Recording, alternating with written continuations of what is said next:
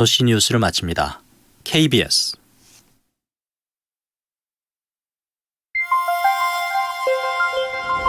대한민국 중심 채널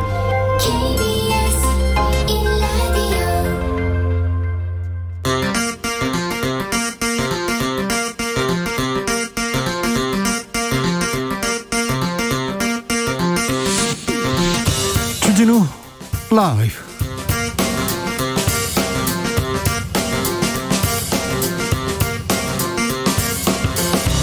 (2021년 7월 26일) 월요일입니다. 안녕하십니까, 주진우입니다. 코로나 4차 유행의 파도 쉽게 꺾이지 않고 있습니다. 21대 1000명대 확진자가 나오고 있습니다. 비수도권 확산세 커지고 있어 걱정입니다. 김부겸 총리는 코로나 지금 잡아야 된다, 이동량 줄여야 한다, 조금만 더 협조해달라고 당부했습니다.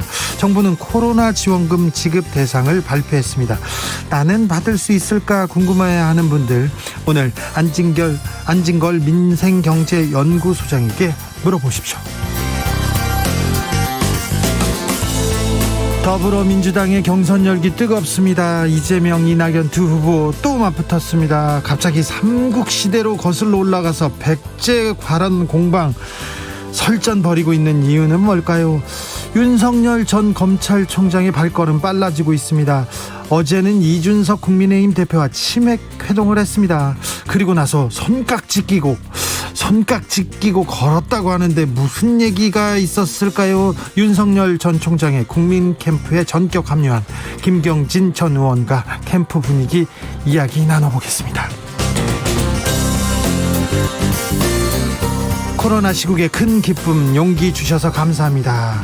문재인 대통령이 도쿄올림픽 메달리스트에게 축하와 격려 보냈습니다. 방금 전 남자 양궁 단체전에서 금메달을 땄습니다. 남자 양궁팀은 항상 불안불안하고 여자 대표팀이 압도적인 실력을 보여줬는데 이 남자 대표팀은 그러지 못했거든요. 그런데 이번에는 압도적으로 금메달 잘 땄습니다. 그동안 양궁 혼성팀 안산 김재덕 선수, 펜싱의 맏형 김정원 선수, 태권도의 장준, 유도의 안바울 선수 수고했습니다. 참 잘하셨습니다. 그리고 올림픽 9회 연속 금메달 석권한 한국 여자 양궁팀 압도적이었습니다. 축하드립니다.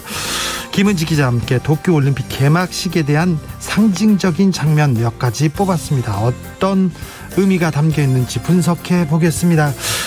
8237님께서 주라 주말 잘 보내셨나요? 오늘은 조금 웃을 수 있는 흐뭇한 뉴스 많이 전해주세요, 이렇게 얘기합니다. 꽁냥님께서는 이렇게 더운 날 남친과도 손깍지 끼기 싫은데 찐사랑이네요 얘기하는데, 찐사랑이 될지 어떻게 될지 지켜보겠습니다. 그럼 나비처럼 날아 벌처럼 쏜다. 여기는 주진우 라이브입니다.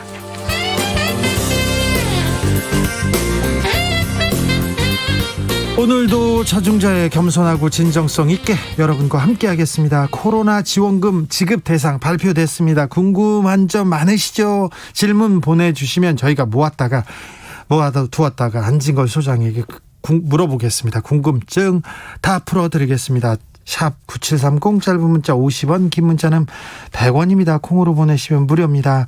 돌발 퀴즈 나간다는 거 아십니까? 잘 풀어주시고요. 햄버거 세트 찾아가십시오. 그럼 주진우 라이브 시작하겠습니다.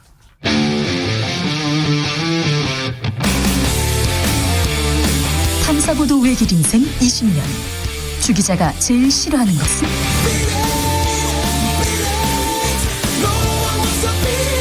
이 세상에서 비리와 부리가 사라지는 그날까지, 오늘도 흔들림 없이 주진우 라이브와 함께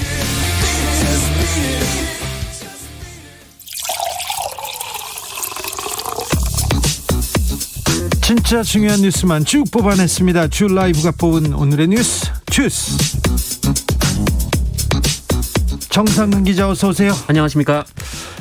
코로나 확진자 어떻게 됩니까? 오늘은 1300명대네요. 네, 오늘 0시 기준 코로나19 신규 확진자 수는 1318명이 나왔습니다. 어제보다는 169명 정도 줄었습니다만, 그래도 주말인데 네, 월요일 발표된 확진자 기준으로는 가장 많았습니다. 네. 지난주 월요일이 1252명이었으니까 한 50여 명 정도 많아졌고요. 그래도 수도권은 확산세 꺾인 것 같습니다. 좀. 네, 수도권 확진자는 오늘 통계에 따르면 749명이 나왔는데 지난주는 811명이 나왔습니다. 수도권 지역발생 확진자 수가 700명대로 떨어진 것 자체도 13일 만에 있는 일입니다. 그런데 걱정입니다. 네, 비수도권이 걱정입니다. 네. 이 비수도권 확진자가 515명이 나왔는데 일주일 전, 그러니까 저번 주 월요일에는 300명대였습니다. 크게 증가하고 있는데요. 이 비수도권 확진자 비율도 전체 확진자 대비 40%를 넘겼습니다. 이에 정부는 비수도권의 거리두기 단계를 내일부터 3단계로 일괄 격상하기로 했습니다. 네. 백신 접종 좀 속도를 내야 될 텐데요. 네, 오늘부터 62년생부터 66년생까지 354만 명을 대상으로 백신 접종이 시작됩니다. 해당 연령대의 86%가 이미 사전 예약을 마친 상황이고요. 이분들에게는 화이자 그리고 모더나 백신이 접종됩니다. 민주노총 집회를 두고 논란이 이어지고 있습니다. 일단 민주노총 확진자는 집회에서 감염된 건 아닌 것 같아요. 네, 이달 초 민주노총 집회에 참가한 뒤 코로나19 확진 판정을 받은 3명이 있었습니다. 그런데 역학조사 결과 이 3명은 집회가 아니라 다른 경로로 감염이 된 것으로 분석됐습니다. 네. 지난 7일 저녁에 함께 음식점에서 식사를 했고 당시 같은 식당에 선행 감염자 2명이 별도로 방문해서 같은 공간에 1시간 이상 체류했다라고 합니다. 두 감염 집단의 유전자 분석을 한 결과 일치율이 높아서 이 식당의 선행 감염자로부터 전파된 것으로 평가했다고 방역당국은 설명했습니다. 민주당에서는 난데없이 삼국시대 얘기 나옵니다. 백제도 나오고요. 지역주의 논란에 휩싸였습니다. 네, 이재명 후보가 지난주 중앙일보 인터뷰에서 한반도 5,000년 역사에서 백제, 그러니까 호남 쪽이 주체가 돼서 한반도 전체를 통합한 때가 없었다라며 과거 이낙연 전 대표의 지지율이 높았을 때 이낙연 전 대표가 전국에서 고른 지지를 받고 있었기 때문에 이낙연 전 대표가 나가서 이긴다면 역사가 될 것이라 생각했다라고 말을 했습니다. 이를 두고 이낙연 후보 측에서 발끈했습니다. 네, 호남 출신은 확장성이 없다는 것이냐라며 이를 중대한 실언이라고 주장했습니다. 이낙연 후보 캠프에서는 이 호남 후보인 이낙연은 안 된다라는 호남 불가론을 내세운 것이다 이렇게 주장을 했고요. 이 호남 출신인 정세균 후보도 최악의 발언이다라고 주장했습니다. 이재명 후보 측도 가만히 있지 않았어요? 네, 하지도 않은 말로 극단적인 네거티브를 하고 있다라는 게 이재명 후보 측 주장이었습니다. 이재명 후보 측은 이 고른 지지를 받고 있는 것이 확장력이라 했는데 하지도 않은 얘기를 한 것처럼 없는 얘기를 지어냈다라면서 그 얘기는 이낙연 후보를 칭찬했던 말이다라고 반박을 했습니다. 하지만 이낙연 후보는 오늘 라디오 인터뷰에 출연해서 본인이 뭘 왜곡했다는 거냐라고 반박하고 있습니다. 자, 지역주의 얘기가 나오고 좀 거칠어지고 있습니다. 계속. 이준석 국민의힘 대표 윤석열 전 검찰총장이 만나서 치맥 회동을 했어요. 네, 어제 두 사람이 만났습니다. 1시간 반 동안 만나서 치맥을 함께 했다고 하는데요. 이후에 이준석 대표는 윤석열 전 총장의 입당 문제에 대해 구체적으로 언급을 하진 않았지만 불확실성의 거의 절반 이상을 제거했다라며 당원들과 지지자들이 안심하셔도 될 것 같다라는 말을 했습니다. 그런데 끝나고 나서 걸었습니다. 같이 손깍지 끼고 걸었어요? 네, 같이 손잡고 걸었습니다. 손을 잡고요? 네네. 아이, 부끄러워라. 그런데 이후에 이제 연합뉴스에서 그 네. 윤석열 전 총장이 한 8월 10일 전으로 입당할 것이다 이런 보도를 했습니다. 이 국민의힘 측에서 나온 보도인데요. 네. 그런데 이에 대해 윤석열 후보 측은 윤석열 전 총장은 특정 시기를 언급한 적이 없다라며 이준석 대표를 만나자마자 다음 날에 이런 얘기가 나오는 건 좀 아닌 것 같다며 불쾌감도 보였다고 합니다. 신경전은 계속되고 있습니다. 네, 손잡고 걸었어요? 네, 이 손을 더위에? 잡고 그렇습니다. 정상근 기자, 우리끼리는 그러지 맙시다. 그럴 일은 없습니다. 그렇죠? 네, 절대 없죠. 절대 없습니다. 네, 사이가 좋아도 손잡고 걷는 거는 아무튼 네, 사진 찍기용이겠죠. 윤석열 전 총장 측에서 캠프를 구성하고 있습니다. 근데 발표 나자마자 국민의힘에서 좀 불쾌한 것 같아요. 뭐 징계하느니 마느니 말이 많습니다. 네, 윤석열 전 총장은 어제 이 대선 캠프 합류 인사들을 공개했는데요. 이 국민의힘 소속의 박민식, 신지호, 이두아, 이학재 전 의원이 이름을 올렸고 민주당과 국민의당에 몸담았던 김경진 전 의원도 있었습니다. 이미 앞서 합류한 김영환 전 의원을 포함해서 총 6명의 전직 의원이 윤석열 후보 캠프에 합류했습니다. 그런데요. 국민의힘에서 논란이 되고 있습니다. 지난 19일에 그 이준석 지도부는 현역 의원과 당협위원장의 경우 당 소속의 대선 주자 캠프에서만 활동하도록 허용했기 때문입니다. 그렇죠. 이번에 합류된 인사 중에는 당협위원장들이 있습니다. 예. 이에 국민의힘은 이 당협위원장들에 대한 징계를 검토하고 있고요. 또 이준석 대표도 자신의 SNS에 불쾌감을 표했습니다. 이 최재형 전 감사원장 측도 이 윤석열 전 총장을 향해서 비겁하다라고 날을 세웠는데요. 이 국민의힘과 철학이 같다면 당 안에 와서 선거운동을 해야지 당 밖에서 사람만 빼가겠다는 것이냐라고 주장하기도 했습니다. 서울시가 세월호 기억공간을 철거하려고 하고 있죠? 네, 서울시가 오늘 이 광화문 광장 재구조화 공사를 위해 광장에 있는 세월호 기억공간을 철거하려고 하고 있습니다. 오늘이 철거 시한이었는데요. 이에 유족들이 반발하면서 양측이 충돌할 우려도 나오고 있었는데 일단 오늘 오전에 이 서울시 총무과장이 두 차례 이 철거 관련 협조 공문을 들고 기억 공간을 방문했습니다만 유족 측이 면담을 거부하고 있는 상황입니다. 히말라야 14자 완등에 성공한 뒤 실종된 김홍빈 대장 수색이 중단됐습니다.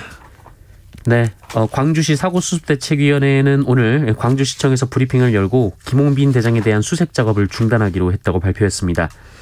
가족들의 의사가 반영된 것으로 전해지고 있습니다. 네.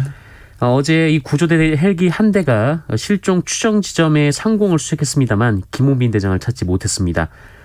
이에 가족들은 이 사고 지점의 험준함 그리고 이 전날 수색 결과를 고려해서 현실적으로 생환이 어렵다고 판단해 추가 수색 중단을 요청했다고 대책위는 설명했습니다. 김홍빈 대장 본인도 이 그동안 배우자에게 사고가 발생하면 이 수색 활동으로 2차 사고가 발생하지 않도록 당부한 것으로 전해졌습니다. 예. 현지 구조대에는 철수할 예정이고요. 이 대책위는 고인의 장례를 추진할 계획입니다. 공군 여중사 사건을 은폐하려 했다는 의혹 받고 있던 상사가 사망했네요. 네, 선임 간부에게 성추행 피해를 당하고 극단적인 선택을 한 공군 제20전투비행단 소속 여성 부사관 사건과 관련해서 2차 가해 그리고 보복 협박을 한 혐의로 구속 기소된 노모 상사가 국방부 수감시설대에서 극단적인 선택을 해 사망했습니다. 이 군인권센터에 따르면 이 국방부 미결 수용실에 수감 중이던 노모 상사는 지난 25일 오후 2시 55분쯤 이 수감시설대 화장실에서 의식불명 상태로 발견된 뒤 병원으로 이송됐으나 사망했다고 합니다. 군인권센터는 1차 재판이 열리기도 전에 사망함에 따라서 피해자에 대한 2차 가해와 사건 은폐 시도 등 원인을 규명하는 일에 큰 난항이 생길 것이다라며 명백히 국방부의 관리 소홀이라고 주장했습니다. 40대 남성들의 신상이 공개됐는데 어떤 일이죠? 네, 이 사건은 지난 18일 오후 제주시 조천읍의 한 주택에서 발생한 사건입니다. 이 과거 연인 관계였던 여성과 관계가 틀어지자 이에 앙심을 품은 40대 남성이 이 여성의 중학생 아들을 참혹하게 살해한 사건입니다. 공범이 있었고요. 이 공범도 40대 남성입니다. 제주경찰청은 오늘 오전 이들의 신상을 공개했습니다. 48살 백광석, 46살 김신암입니다. 신상공개 심의위원회는 이들이 사전에 범행을 모의하고 또 성인 2명이 중학생인 피해자를 잔혹하게 살해하는 등 여러 요건을 종합해 이 신상공개를 결정했습니다. 지하철 1호선에서 묻지마 폭행이 일어났습니다. 네, 어제 오후 6시 30분쯤 그 의정부역 승강장에서 20대 여성을 폭행한 50대 남성이 경찰에 붙잡혔습니다. 이 남성은 어제 오전 7시 17분쯤 전동차에서 20대 여성을 폭행하고 흉기로 위협을 했습니다. 보도에 따르면 이 남성은 피해 여성과 일면식도 없었다고 하고요. 사건 당시 열차 안에는 가해자와 피해자 두 사람뿐이었다고 합니다. 이 가해자는 피해자를 흉기로 위협하며 도망가는 피해자를 쫓아가면서까지 위협을 가했고 이 성희롱 폭언을 퍼붓고 강제추행을 했다고 합니다. 특사경은 이 남성에 대한 구속영장을 신청하는 한편 여죄를 조사해서 검찰에 송치할 예정입니다. 7702님께서 뉴스가 웃을 수 있는 소식이 있나요? 없지요 얘기하는데 그래 아까 손깍지 끼고 걸었다는 윤 전 총장 이준석 대표 저는 손깍지 그거 하고 웃었는데요. 네, 웃겼어요. 2650님께서 88 서울올림픽 기념인가요? 기준 88%는 정말 이해할 수가 없습니다. 왜 길을 쓰고 전 국민을 반대하는지 정말 이해가 안 됩니다. 전 국민 재난지원금이 안 되고 88% 얘기 나와서 이 얘기를 조금 이해하지 못한다는 의견도 오고 있습니다. 기쁜 소식도 있습니다. 도쿄올림픽에서 우리 선수들 정말 잘 싸워주고 있어요. 가끔 막 이겼는데 막 울고 막 그러는 장면 보면 막 가슴이 뭉클하더라고요. 네, 뭐 당장 양궁에서 우리 선수들이 벌써 금메달을 3개 땄습니다. 양궁 금메달은 지금까지는 3개가 나왔는데 다 땄어요. 네, 조금 전 남자 양궁 단체전에 출전한 오진혁, 김우진, 김재덕 선수가 대만에게 한 세트도 내주지 않고 압승을 했습니다. 예. 또 지난 토요일에는 이번 올림픽부터 새로 생긴 이 남녀 혼성 경기에서 이 대표팀 막내 17살 김재덕 선수와 20살 안산 선수가 첫 금메달을 따냈고요. 예. 어제는 여자 단체 경기가 치러져서 강채영, 장민희, 안산 선수가 한 번의 위기도 없이 금메달을 따냈습니다. 주말 사이 태권도 58kg급에 출전한 장준 선수, 남자 유도 66kg급에 출전한 안바울 선수, 펜싱 남자 사브르에 출전한 김정환 선수가 동메달도 따냈습니다. 남자 축구도 1차전에서 져가지고 탈락 유력 막 얘기 나오는데 또 네. 2차전에서는 또 대승을 거뒀습니다. 네, 루마니아전에서 4대0 대승을 거뒀습니다. 자책골로 선취점을 얻어낸 데 이어서 이동경 선수 그리고 이강희 선수가 페널티킥을 포함해서 2골을 넣었습니다. 네. 한국 수영에 기대 중인 18살 황선우 선수는 자유형 200m 결선에 올라갔습니다. 네. 그리고 탁구 막내 신유빈 선수는 41살이나 많은 이 룩셈부르크의 니시아 리안 선수를 물러치고 다음 라운드에 진출해 화제가 됐습니다. 네, 신유빈 선수, 김재덕 선수, 어린 선수들이 엄청 잘해주고 있어가지고 굉장히 뿌듯하더라고요. 특별히 그리고 메달을 못 땄어도 그동안 흘린 땀, 노력, 선수들의 그 노력하는 모습을 보면 참 감동적이기도 합니다. 네. 주스 정상근 기자와 함께했습니다. 한국팀을 응원하면서 정상근 기자는 보내드리겠습니다. 고맙습니다. 코로나 상황은 좀 더 깊게 짚어보겠습니다. 4차 대유행 20일째 1000명대 확진자입니다. 수도권 거리두기 4단계고요. 비수도권 내일부터 거리두기 3단계로 격상됩니다. 4차 대유행의 기세 언제쯤 꺾일지 물어보겠습니다. 보건복지부 대변인 손영래 중앙사고수습본부 사회전략반장, 안녕하세요. 예, 안녕하십니까. 20일째 1000명대 확진자입니다. 오늘은 1300명대 기록했는데 현재 추세 어떻게 보고 계신지요? 예, 일단 4차 유행이 좀 계속 진행되고 있는 상황입니다. 예. 수도권은 좀 다행히 정체 양상으로 들어가고 있지만은 여전히 좀 많은 환자 수가 발생하고 있는 상황이고, 네. 한편으로 이제 비수도권 지역에서도 유행이 점점 확산되는 경향들이 보이고 있어서 네. 이쪽의 문제도 좀 이제 커지고 있는 상황입니다. 4단계 지금 2주가 지났는데요. 거리두기 4단계에 대한 효과가 좀 나올 때 된 거 아닙니까? 일단 수도권은 그 지난주 같은 경우는 그 전주와 대비해서 이 하루 환자 수가 한 2.4% 정도 감소했습니다. 네.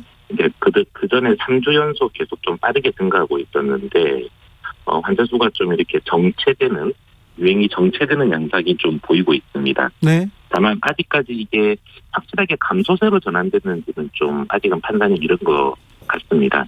그래서 정체가 된 것 자체는 아마 4단계 거리두기 효과와 검사와 역학조사를 좀 강화시키고 있는 이런 복합적인 효과라고 지금 판단하고 있는 중입니다. 근데 2주 더 연장해야 될 만큼 좀 심각한 건가요? 일단 사실은 이제 감소세로 전환시키는 게 우선적인 목표였는데 말씀드린 것처럼 증가하던 추이는 꺾여서 지금 정체되고 있는 양상인데 확실하게 이제 환자가 줄어들고 있느냐 예. 하는 부분들은 조금 판단이 어려운 부분들입니다. 여기서 좀 확실하게 유행을 통제하기 위해서는 조금 더 줄여야 될 것 같고요. 그렇기 때문에 이제 2주 정도를 연장하면서 가장 우선되는 목표가 이런 거리두기와 진단검사 역학조사 등을 통해서 증가 추이가 감소세로 떨어지도록 이 감소세로 전환시킨다는 게 가장 중요한 목표입니다. 비수도권은 내일부터 거리두기 3단계 일괄적으로 적용됩니다.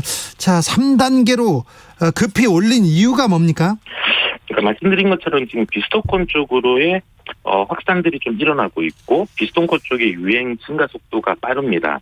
비수도권 같은 경우는 전주에 직전주보다 한 39% 증가를 하고 있어서 이 유행 속도가 굉장히 빠르고 지역도 좀 편차는 있지만 광주, 호남권을 좀 제외하고 그리고 이제 경북, 경상북도를 제외한 모든 곳에서 유행들이 커지는 양상입니다. 네. 그래서 이 부분들의 좀 확산세를 좀 막기 위해서 차단시키기 위한 목적으로 일괄적인 방역 조치를 좀 취하게 됐습니다. 지방이라고 하지 않고 비수도권의 경우는 병상이나 이런 생활치료센터 상황 잘 준비되어 있을지 걱정이 되기도 합니다. 현재 전국적으로는 이제 이 중환자 병상은 꽤 여유가 많은 편이고요. 예. 그래도 아직까지는 위중증 환자가 그래도 환자 규모에 비해서는 좀 작은 편이라서 이제 중등증 환자를 위한 병원의 병상들은 한 2,200병상 여유를 가지고 있고 무증상 경증 환자를 위한 생활치료센터들은 5,500병상 여유가 있어서 지금 현재 큰 대기 없이 이 치료를 받고 계십니다. 다만 이 비수도권 쪽도 계속 이렇게 환자가 증가하게 되면 지역적으로 병상이 모자랄 수 있기 때문에 저희가 한 1,700병상 정도를 좀 더 확충하는 쪽으로 계획을 어제 발표했고 지금 거기에 따라서 추진을 하고 있는 중입니다. 델타 변이 바이러스 확산세 계속 이렇게 이어지는 것 같은데요. 예, 그렇습니다. 델타 변이의 지금 확산세가 굉장히 빠른 편입니다. 저희가 이제 한 달 전쯤 6월 4주차만 하더라도 전체 환자의 한 3.3%만이 델타 변이 환자로 이 분석이 되고 있었는데 지금 지난주 7월 3주차 거의 한 달 만에 지금 48% 환자들이 델타 변이 환자로 확인되고 있어서 이런 증가 추이라 그러면 사실 금주 정도에는 50% 이상 환자가 델타 변이에 점유될 거라고 판단을 하고 있는 중입니다. 걱정이네요. 예, 감염 속도가 좀 빠르고 전파력이 강하다 보니까 특히 지금 여러 차단에 의해서 알파 변이라든지 혹은 그 전에 있던 이 고전적인 코로나19의 유행들은 차단이 되고 있는데 델타 변이는 아무래도 전파 속도가 빨라서 계속 좀 이렇게 증가하는 양상일 것이라고 추정하고 있는 중입니다. 9971님께서 백신 확보는 언제 되는지 좀 물어봐 주세요. 저희 40대는 답답합니다. 정치권은 자기들끼리 싸우고만 있고요. 얘기하는데 아무래도 백신 접종이 관건인 것 같은데요.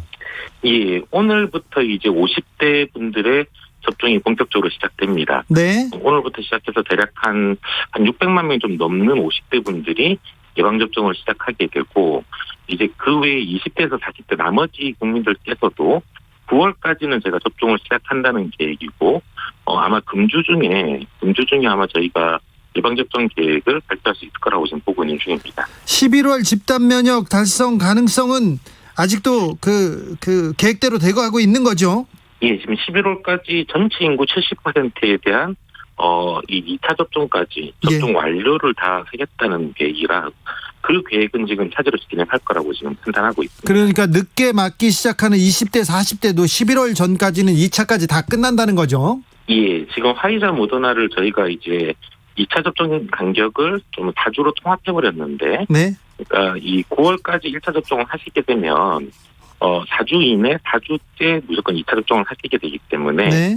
그런 스케줄대로 쭉 진행한다 그러면은 11월까지는 전체 국민의 70% 이상은 접종을 완료하실 수 있을 것입니다. 네.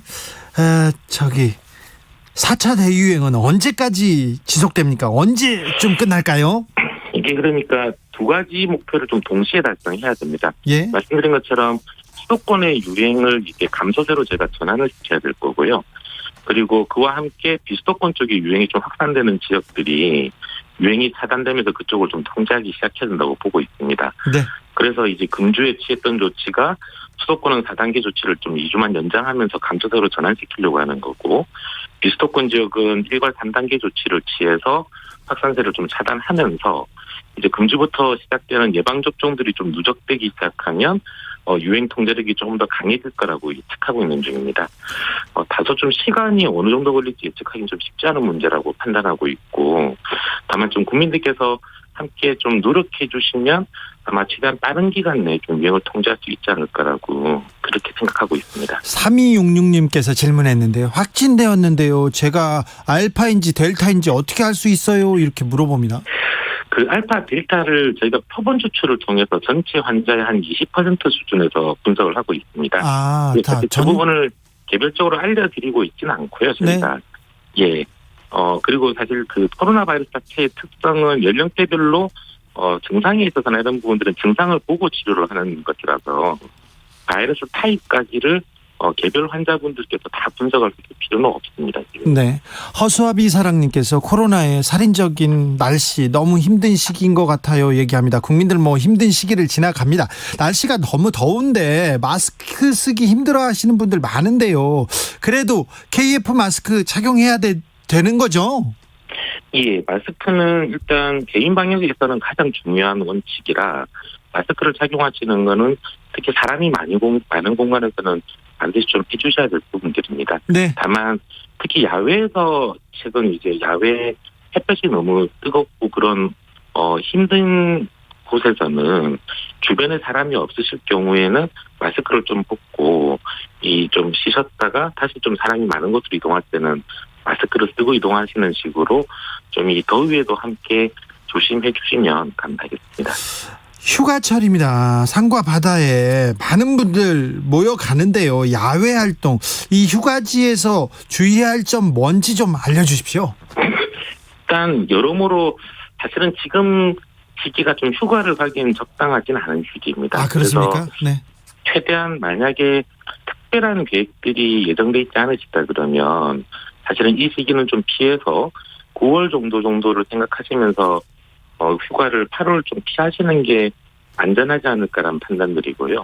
다만 이제 휴가를 만약 가실 수밖에 없는 상황이면 아무래도 지금은 감염의 패턴이 사람끼리 우연한 접촉 또는 작은 모임 등을 통해서 계속 감염들이 일어나고 있습니다. 네. 그러니까 사람이 많이 모이는 공간, 특히 많이 모여서 마스크를 벗을 수밖에 없는 상황들, 뭐 밥을 먹거나 음주를 하신다든지 그런 공간들은 좀 최대한 피해서 가족분들하고 좀 작게 한적한 곳 중심으로 휴가를 보내시는 게 가장 좀 안전한 방법이라고 판단합니다. 지금은 휴가 갈 때가 아니다 이렇게 생각하라고요? 예, 그러니까 휴가를 좀 연기하실 수 있으면 연기하시는 게 훨씬 더 좋은 환경에서 휴가를 가실 수 있을 것 같습니다. 잘 알겠습니다. 손영래 대변인, 휴가는 어떻게 생각하세요? 어떻게 계획하십니까? 저희가 뭐 지금 휴가 갈 철은 아니니까요. 저희가 지금. 네. 아무튼 고생이 많으신데 더 고생해 주십시오. 예, 감사합니다. 지금까지 손영래 보건복지부 대변인이었습니다. 교통정보센터 다녀올까요? 공인혜 씨. 네, 이 시각 교통정보입니다. 5시가 넘어가면서 교통량 부쩍 늘고 있습니다. 집중하셔야겠는데요. 먼저 수도권 제1순환선 일산에서 판교 쪽 노지부터 송내까지는 10km 구간 크게 혼잡한데 조금 더 내려가 소래터널 부근 2차로에선 사고도 발생했습니다. 살펴 지나시고요. 반대 판교에서 일산 쪽으로도 시흥에서 송내 구간 정체 일찍부터 길어졌습니다. 영동고속도로 인천 쪽도 동수원에서 광교터널 사이와 부곡 부근 월곡 분기점 일대로 거의 속도 내지 못하고요. 서울 시내는 공항 쪽 올림픽대로 영동대교부터 노량진 수산시장 쪽으로 정체 길어진 이후 이 정체 구간 아닌 한남대교 부근으로 택시 관련 사고 영향 남아섭니다. 또 내부순환도로 성산 쪽 홍제 램프 1차로에서도 사고 처리 중이라 홍지문 터널부터 정체 서행하고요. 이전 기름 램프 부근 3차로에 서 있는 고장난자 처리 여파 종암 분기점부터 받고 있습니다. KBS 교통정보센터였습니다. 주진우 라이브.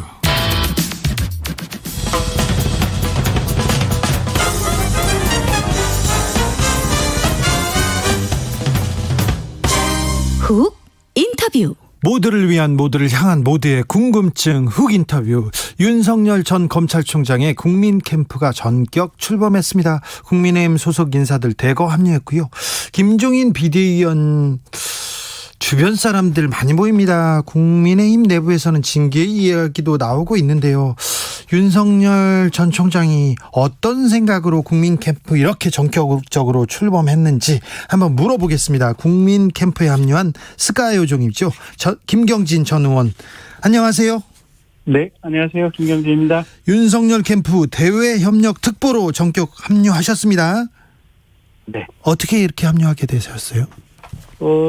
대략 한 8, 9일 전쯤에 저한테 전화를 주셨고요. 윤석열 전 총장이요? 예. 직접? 네. 직접. 네. 그래서 통화했고, 이제 당시 말씀하시는 취지는, 어쨌든 지금 현재 운영하고 있는 캠프가 좀 부족하고, 또 밖에서 쓴소리라든지 이런 부분들 좀 정리해서 본인에게 좀 전달을 해주고, 그 다음에 중도나 진보 진영 사람들과 이렇게 많은 좀 교감이나 네트워크를 좀 넓힐 수 있는 사람이 필요한데 김경진 변호사께서 이 역할을 좀 해주시면 어떻겠냐라고 말씀하셔서 네. 제가 이렇게 열심히 하고 싶다라고 하는 취지로 말씀드렸고 최종적으로 한 3, 4일 전쯤에 이렇게 결정이 됐습니다. 네. 이렇게 합류하게 됐습니다.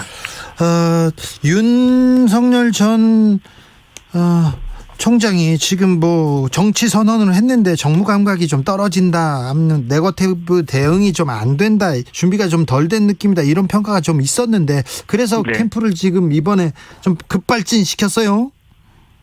글쎄, 근데 뭐 그렇게 크게 정무 감각이 떨어지거나 뭐 네거티브 대응이 뭐 부족하다, 뭐 이런 느낌은 안 들고요. 네. 적절하게 잘 하고 있는데 문제는 정말 불필요한 네거티브를 하는 사람들이 좀 일부가 있는 것 같아요. 근데 네. 그걸 뭐라고 어떻게 할 수도 없는 노릇이고, 그리고 최근에는 이제 그 민주당이 이제 당내 경선을 하면서 이게 오픈 프라이머리 지금 하고 있지 않습니까, 보면. 네. 그래서 선거인단 모집이 한 70만 명 이상 잘 되면서 국민들의 관심사가 좀 여당으로 넘어가면서 지금 여당이 어떻게 보면 이런 경선 효과가 좀 있지 않나 싶고요. 어쨌든 저희들 뭐 윤석열 후보도 그렇고 저희들도 그렇고 열심히 노력해야죠. 아, 그렇습니까? 네. 국민의당에서 안철수 대표죠. 안철수 대표하고 같이 정치 활동도 하고 그랬는데 왜 안철수가 아니고 윤석열이었습니까? 그거는 지금 5년 전 얘기고요. 네. 제가 그때 그러니까 이제 주진우 앵커 진행하고 있는 이 프로그램에도 제가 여러 번 나갔지 않습니까? 네. 보면 네. 이제 그러면서 뭐 김남국 의원하고도 입씨름을 많이 하고 이랬었는데 이게 최근 문재인 정부 들어와가지고 저도 이제 박근혜 정부 때 이게 뭐 탄핵하자 뭐 이러면서 촛불 들고 이랬었는데 문재인 정부 들어와서 너무 법치와 상식이 많이 파괴된 것 같아요. 그래서 이게 당장에 엊그제 김경수 지사 이 대법원에서 유죄 판결 난 걸 가지고도 뭐 TBS 김어준 씨도 그렇고 또 민주당의 많은 대선 후보들도 뭐 안타깝다, 그분이 그럴 리가 없다, 또는 추측만 가지고 유죄 판결했다. 세상에 대통령을 하겠다고 하시는 민주당의 주자들조차 그런 말씀을 하시는 걸 보면 지금 현재 민주당이나 문재인 정부가 대단히 어떻게 보면 헌법에 대한 최소한의 상식적인 어떤 존중도 안 되고 있다라고 하는 것이 이제 제 생각이고요. 아니 거기서 김어준이 왜 나와요? 그제 방송하신 말씀이 많이 잘못됐으니까 그렇죠. 추측만 가지고 대법원이 재판을 했다라는 식의 이제 아니 그 사람은 방송을 하는 사람이잖아요. 근데 이제 적극적으로 민주당을 지지하는 방송을 하는 걸로 생각을 하고 있고 저도 그렇습니다. 저도 그렇게 생각을 하고 있고요. 네. 어쨌든 이제 뭐 그걸 가지고 제가 주진우 앵커님하고 뭐 논쟁을 할 건 아니고 네. 중요한 건 현재의 문재인 정부가 대단히 법치주의 파괴의 경향이 강하다. 조국 전 장관 사태부터. 그래서 근본적으로 이 민주당 정권을 교체해야 된다라고 하는 생각을 강하게 하고 있었고요. 이제 그러면 대안이 뭐냐 했을 때 윤석열 후보가 그 강한 대안이 될 수 있다라고 판단을 해서 윤석열 후보 캠프에 들어가게 된 겁니다. 윤석열 후보가 공정과 이 상식, 법치주의를 세울 적임자라고 보십니까? 그렇습니다. 그러니까 최소한 이 현재의 민주당 정권보다는 100배 낫겠죠. 100배, 1000배 낫겠죠. 그러니까 100배, 1000배 나아요? 네, 현재의 민주당 정권은 아예 상식 자체를 지금 파괴해버리는 정권이니까요. 이게 조국 장관 일가 사건만 해도 그렇지 않습니까? 지금 정경심 교수 항소심 판결이 아마 조만간 날 거고, 조국 장관 본인도 1심 판결이 날 거고, 오촌 조카 조범동 씨는 대법원에서 이제 실형 4년이 확정됐고 뭐 이런 상황인데, 아직도 민주당 일각에서 또 대선 주자 일부는 보면 이게 무슨 검찰이 불필요한 수사를 했다, 무슨 압수수색을 수백 건 했다, 이런 식의 얘기를 하고 있는 거 아니겠습니까? 그러니까 정상적으로 나쁜 짓을 한 사람에 대해서 수사를 하고 처벌하는 절차에 대해서 그런 과정에 대해서 무슨 검찰 개혁을 하자고 이게 서초동 가서 촛불 시위를 한 정권이 지금 현재 민주당 정권이다, 이렇게 보고 있고요. 그래서 최소한의 상식과 어떤 기본이 안 돼 있고 법 질서가 파괴된다라고 하는 것이 제 판단입니다. 그런데 조국 전 장관 사건 하나로 이 정권이 법치주의를 뭐 무너뜨린다, 이 헌법을 파괴한다, 이렇게 보기. 그게 하나가 아니잖아요. 김경수 지사 때 최근에 지금 아까도 말씀드렸지만 민주당 대선 주자들 뭐라고 얘기하는지 보셨잖아요, 보면. 그다음에 그 월성원전 감사할 때도 그게 결국은 지금 일부 구속돼서 재판을 받고 있고 아직은 뭐 판결이 안 나왔지만 그때도 민주당 법사위원들 감사원장 물러가라고 얼마나 얘기를 했지 않습니까? 무슨 정책에 대한 감사라고 그런 식의 허위 사실을 지금 호도를 했던 거 아니겠습니까? 자. 그것도 분명히 20대 국회 때 국회 산자위에서 감사원인데 감사 의뢰를 해서 감사원에서 불법 사항에 대해서만 감사를 했지 무슨 정책에 대해서 감사를 한 게 아니지 않습니까? 네. 그게 한두 건이 아니지 않습니까 보면. 자, 감사원장을 사퇴하고 국민의힘에 전격 입당한 최재형 후보에 대해서는 어떻게 보십니까? 최재형 후보는 어제 이 국민 캠프 한테 불편한 심기 드러냈던데요. 그러니까 이제 경쟁하는 과정이니까 조금 뭐 불편하실 수도 있는데요. 네. 어쨌든 기본적으로 최소한의 상식을 회복하기 위해서는 민주당 정권 교체가 필요하고 그러기 위해서는 윤석열 후보 캠프나 또 최재형 후보 캠프나 서로 협력할 것은 협력하고 경쟁할 것은 경쟁하면 되지 않나 싶습니다. 네. 전 검사 출신으로 국민 네. 감사원장을 사퇴하고 보름 만에 국민의힘으로 입당한 최재형 감사원장에 대해서는 어떻게 보세요? 그러니까 통상적으로 본다면 이게 임기를 안 채웠으니까 문제가 있는 거죠. 근데 그 통상적인 문제가 있게 한 원인, 도대체 이게 가장 기초적인 상식이 파괴된 이 민주당 정부 때문에 이 모든 사태가 생긴 거거든요. 그렇기 때문에 정상적으로 보면 잘못됐지만 이런 비상식적인 상황 속에서는 저는 감사원장 사퇴하고 입당한 거에 대해서 네. 잘한 것은 아니지만 충분히 이해할 수 있다 그렇게 보고 있습니다. 김경진 전 의원님 지역구가 광주인데요. 광주에서 주변 분들이 뭐라고 합니까? 광주에서 그러니까 이제 호남에서는 이제 뭐랄까요? 어쨌든 현재 민주당 정부의 가장 이제 강력한 지지 기반이 호남이고요. 예. 그래서 이제 저에 대해서는 걱정하는 목소리 또 비판의 목소리도 분명히 있어요. 근데 네. 그럼에도 불구하고 저는 또 제가 가진 생각들 방금 이렇게 주변에 그렇게 말씀드린 그런 부분들 지역 주민들께 말씀드리고 있어요. 그러니까 네. 사실 문재인 정부 출범 이후에 이게 대통령께서 호남에 대해서는 많은 인재도 발탁해 주시고 또 사업이나 뭐 예산도 많이 쏟아 부어 주셨거든요. 그래서 그런 점은 대단히 호남에서 사실은 문정부에 대해서 감사할 일인데 그럼에도 불구하고 이게 이제 대통령부터 시작해서 이 조국 사태 이후로 이 잘못된 관점에 대해서 이게 호남에서 너무 이제 다른 지역의 국민들하고 생각이 좀 많이 엇갈려 나가 있으면서 이게 저도 참 그 부분이 가슴이 많이 아파요 보면. 네. 이런 부분들이 이제 결국은 이제 법원 판결을 통해서 최종적으로 정리가 될 텐데 어쨌든 이게 대선 과정을 통해서 또 국민들이 화합하고 국가가 발전하는 그런 계기가 됐으면 좋겠습니다. 윤석열 후보가 독재, 약탈 이렇게 얘기하고 독재 정권보다 더한 자유말살이다 이렇게 얘기하는데 이런 좀 거친 언사는 어찌했을까요? 그러니까 대선 후보들 거친 언사는 부적절한데요. 저는 이제 무슨 약탈 이것보다도 이 문재인 정부 또 민주당 정부가 최소한 법치와 관련해서는 가장 기본적인 상식도 못 갖춘 정부다라는 것이 제 평가입니다. 네, 그럴까요? 여기까지 들을까요? 더 할 말 있으세요? 더 할 말은 없고요. 네, 캠프. 께서도 많이 불편하시죠? 아니요. 캠프 분위기는 어떻습니까? 열심히 잘 해보자라고 하는 것이 지금 캠프 분위기고요. 새로 들어온 분들하고도 분위기가 좋습니까? 뭐 다 같이 합심해서 이렇게 노력하자고 하는 이제 건설적인 분위기고요. 예. 오늘 아마 이제 후원금 모집을 시작을 했는데 첫날 아마 뭐 이렇게 20억 가까이 모였다고 하는 것 같아요. 그러니까 그만큼 국민들의 지금 현재 문재인 정부를 좀 바꿔보자라고 하는 열망이 뜨거운 것이 아닌가 그렇게 네. 보고 있습니다. 네, 지금까지 윤석열 캠프의 대외협력특보 김경진 전 의원이었습니다. 감사합니다.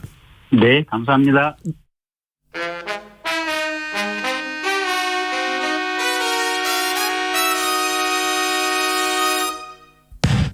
주진우 라이브 돌발 퀴즈.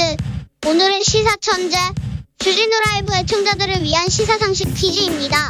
객관식입니다. 문제를 잘 듣고 보기와 정답을 정확히 적어 보내주세요.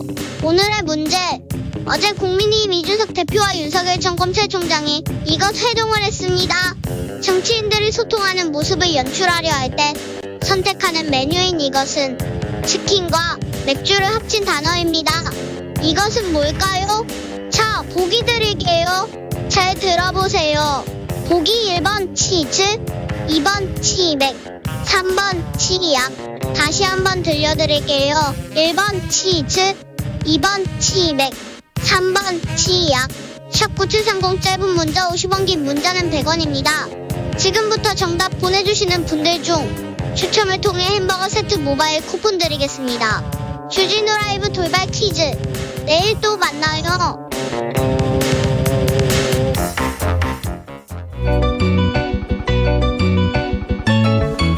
한층 날카롭다. 한결 정확하다. 한편 세심하다. 밖에서 보는 내밀한 분석, 정치적 원의 시점.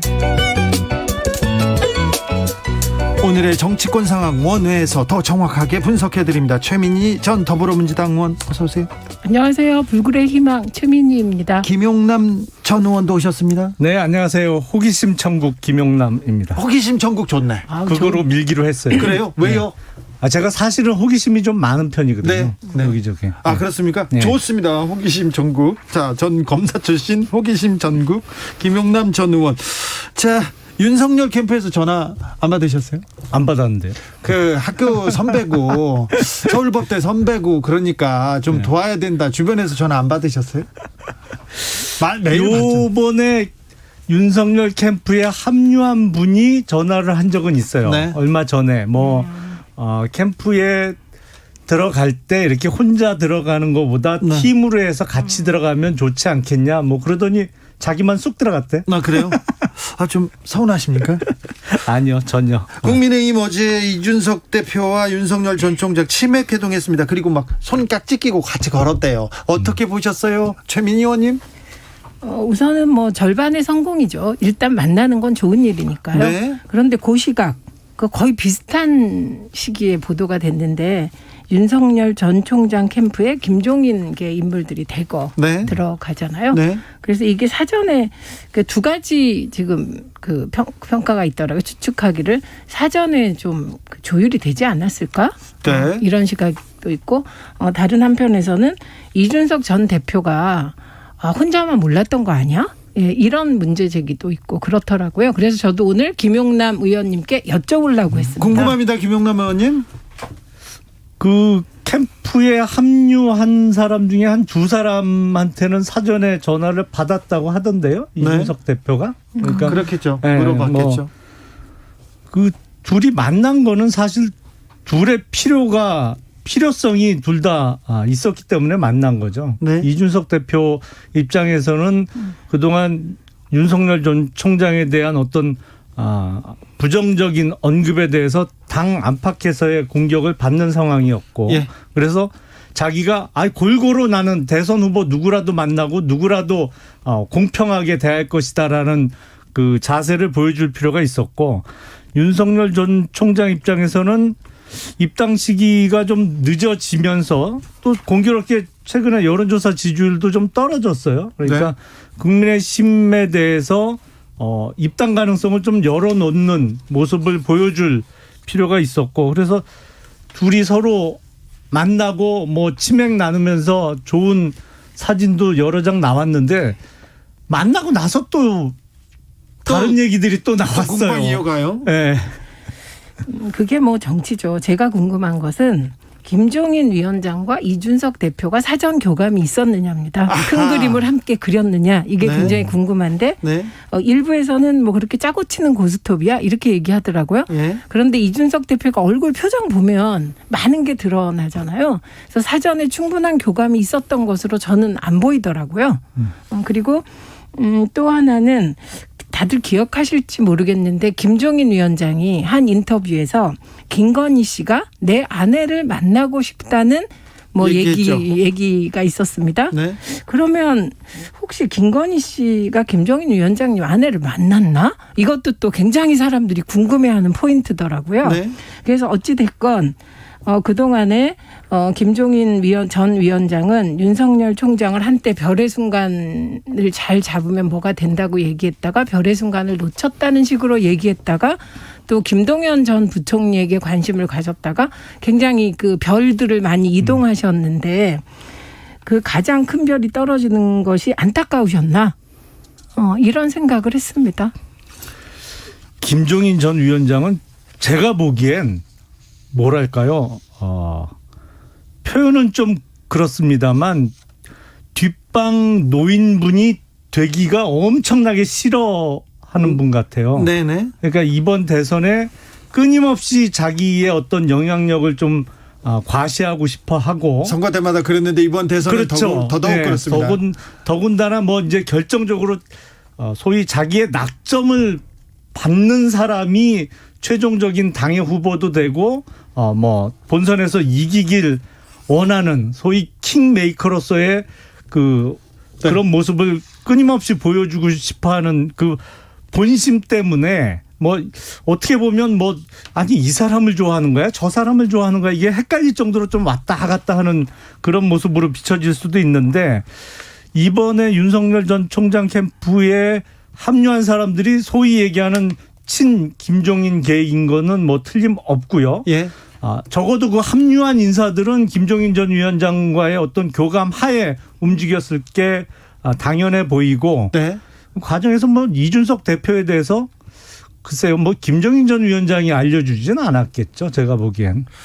윤석열 전 총장의 지지율이 최근 들어서 계속 하락세입니다. 10% 이상 빠졌다는 보도도 나오는데요. 이번 만남이 좀 지지율을 지탱하는 데는 도움이 될까요? 그리고 이 지지율은 어디로 움직일까요? 최민희 의원님. 우선 지금 나온 걸 보면 지지율은 되게 두 군데로 움직였습니다. 하나는 최재형 네. 당원께 갔고요. 네. 일부는 이낙연 후보에게 간 것으로 나옵니다. 대강 네. 보면. 그런데 저는 최소한 김종인계의 인물들이 대거 윤석열 캠프로 감으로써 네. 윤석열 후보 본인이 그랬어요. 이제 배우 역할만 하면 됩니까? 거기에 관건, 그게 관건이라고 생각합니다. 정말 그 캠프에서 짜주는 대로 말을 할 때도 딱 그 원고에 있는 대로 읽을 수 있을까? 네. 오늘도 보면 좀 안 그런 것 같은 그런 워딩이 나왔는데 배우가 얼마나 배우로서의 본분에 충실한가에 따라서 이번에 윤석열 캠프로 옮긴 분들은 저는 뭐 개인은 다른 생각이 있었겠습니다만 이렇게 한 발 떨어져서 보면 윤석열 전 총장의 지지율이 하염없이 떨어지는 걸 일단 막아야 된다는 그 보수 인사로서의 어떤 사명감 이런 게 작용해서 들어갔다고 봅니다. 김영남 의원님. 뭐 사랑도 움직이고 네. 지지율도 움직이고 그게 한결같을 수야 없겠죠. 뭐 지지율이 올라갈 때도 있고 내려갈 때도 있고 그런 건데 이번 이준석 대표와 윤석열 전 총장의 만남이 일시적인 어떤 국민의당에 입당할 수 있는 가능성을 한 번 더 확인해 주면서 지지율을 잠시 묶어두는 효과는 있을지 모르겠습니다만 제가 보기엔 입당 8월 달에 과연 이루어질까 싶거든요. 네, 쉽지 않겠죠. 근데 그렇게 되면 저번에 권영세 위원장을 만나고 나서도 저는 그때 왜 만날까 싶었거든요. 네. 아니 그럼 만나면 입당을 해야죠. 근데 만나고 나서 입당이 안 되면 네. 또 뭐 2주, 3주 이렇게 시간이 흘러가면 오히려 더 실망하는 그 지지자들이 많이 나올 수 있지 않을까. 그래서 시기적으로는 뭐 급한 건 알겠는데 네. 과연 이게 좋은 수일까는 조금 의문입니다. 김영남 의원님, 네. 8월에 지금 당장 입당 쉽지 않고요. 8월에도 입당이 쉽지 않을 건데 그러면 김종인 위원장 말한 대로 11월 단일화 쪽으로 간다고 보십니까? 그거는 대단한 모험수죠, 사실은. 그래요? 모험수죠. 그거는 11월 정도면은 지금 국민의힘 당원 당규에 의하면 당 후보가 제 기억에는 아마 120일 전까지는 정해져야 되거든요. 네. 대선. 네. 그러면 11월 초순이면 정해져야 되잖아요. 네. 당 후보가 된 다음에 이제 그러면 그야말로 여론조사 단일화로 단일화. 네. 일합을 겨뤄야 되는데 국민의힘 후보가 누가 될지는 모르겠습니다만 당 후보와 당 외곽에 있는 무소속 후보가 단일화해서 무소속 후보가 이긴다? 그건 장담하기 어렵죠. 김종인 위원장 그렇게 보고 있지 않습니까? 그때 단일화에 대해서 그리고 이게 주로 여론조사 외에 방식이 없잖아요. 네. 근데 이 여론조사에 대한 불신이 굉장히 크잖아요. 예. 예를 들면 국민의힘의 강력한 후보 중에 한 분이 홍준표 후보세요. 네. 근데 홍준표 의원은 여론조사 기관을 없애겠다 비슷한 말을 지난 대선 과정에서 네. 하신 적도 있단 말이죠. 그러니까 저는 물론 11월 단일화의 결정은 뭐가 하느냐.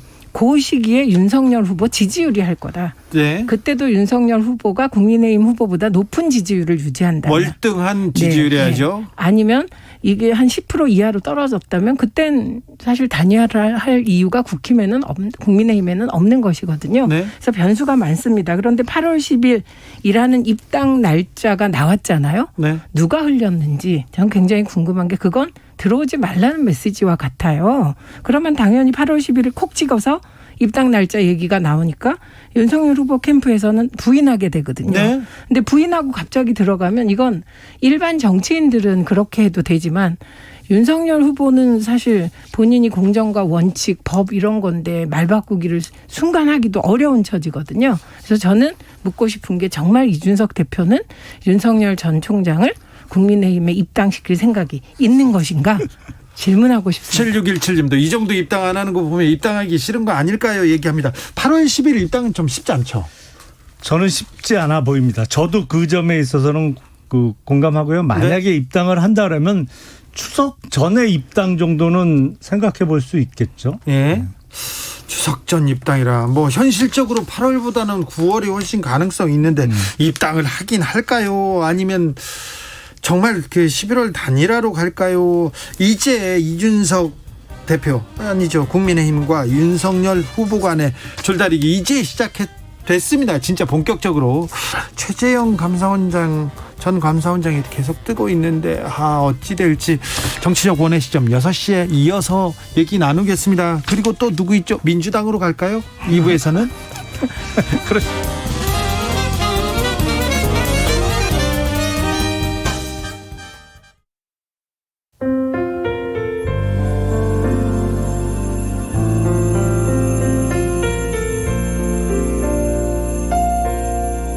KBS 라디오 연중기획 희망충전 대한민국 440번째 이야기. 안녕하세요. 아나운서 이현주입니다. 올해 3살인 나은이는 세상의 빛을 보자마자 보육원에 맡겨졌습니다. 비록 부모님의 품에 안겨보지는 못했지만 보육원에서 따뜻한 보살핌을 받고 무럭무럭 자랄 수 있었는데요. 얼마 전 나은이에게 안타까운 일이 일어났습니다. 펄펄 끓고 있는 물이 나은이의 얼굴과 몸에 쏟아지면서 큰 화상을 입게 된 겁니다. 지금도 나은이는 어른도 고통스러워하는 화상 치료를 견디고 있습니다. 화상이 생각보다 깊어서 지속적으로 치료를 받지 않으면 큰 흉터로 남게 된다는데요. 홀로 힘겨운 싸움을 하고 있는 나은이가 더 이상의 아픔을 마주하지 않도록 여러분이 힘을 모아주세요.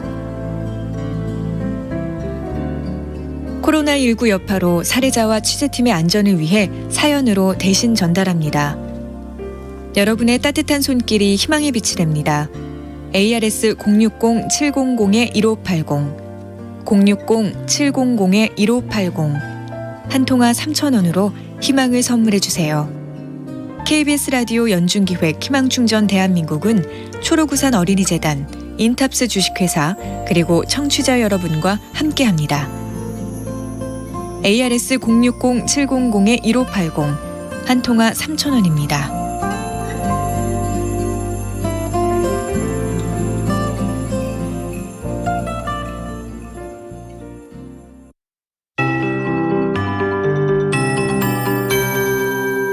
KBS 58분 날씨. 오늘 5시를 기해 충청도 일부 지역에 폭염경보가 폭염주의보로 바뀌었습니다. 하지만 여전히 전국 대부분 지역은 폭염특보가 발효 중이고 대부분 폭염경보 상황이라는 점 염두에 두시기 바랍니다. 지금 서울의 기온 34.8도에 상당히 높은 기온을 보이고 있고요. 이런 폭염과 밤의 열대야가 당분간은 지속될 전망입니다. 예상되는 내일 기온을 보면 내일 아침 최저기온 서울과 제주, 독도 26도, 춘천, 강릉, 부산 25도, 35도로 오늘 밤도 대도시와 해안 지역 또 일부 제주도 지방을 중심으로 열대야가 이어질 것으로 예상되고 있습니다.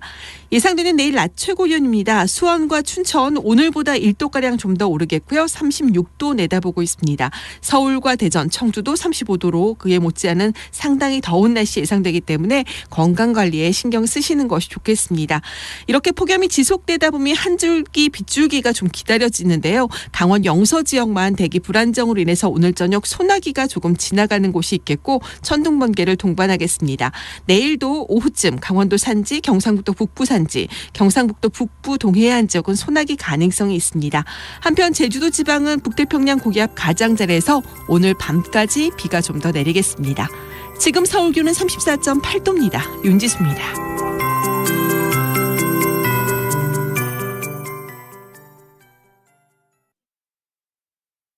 정성을 다하는 국민의 방송 KBS가 6시를 알려드립니다. AM 711kHz, FM 97.3MHz, KBS 1라디오입니다. HLKA.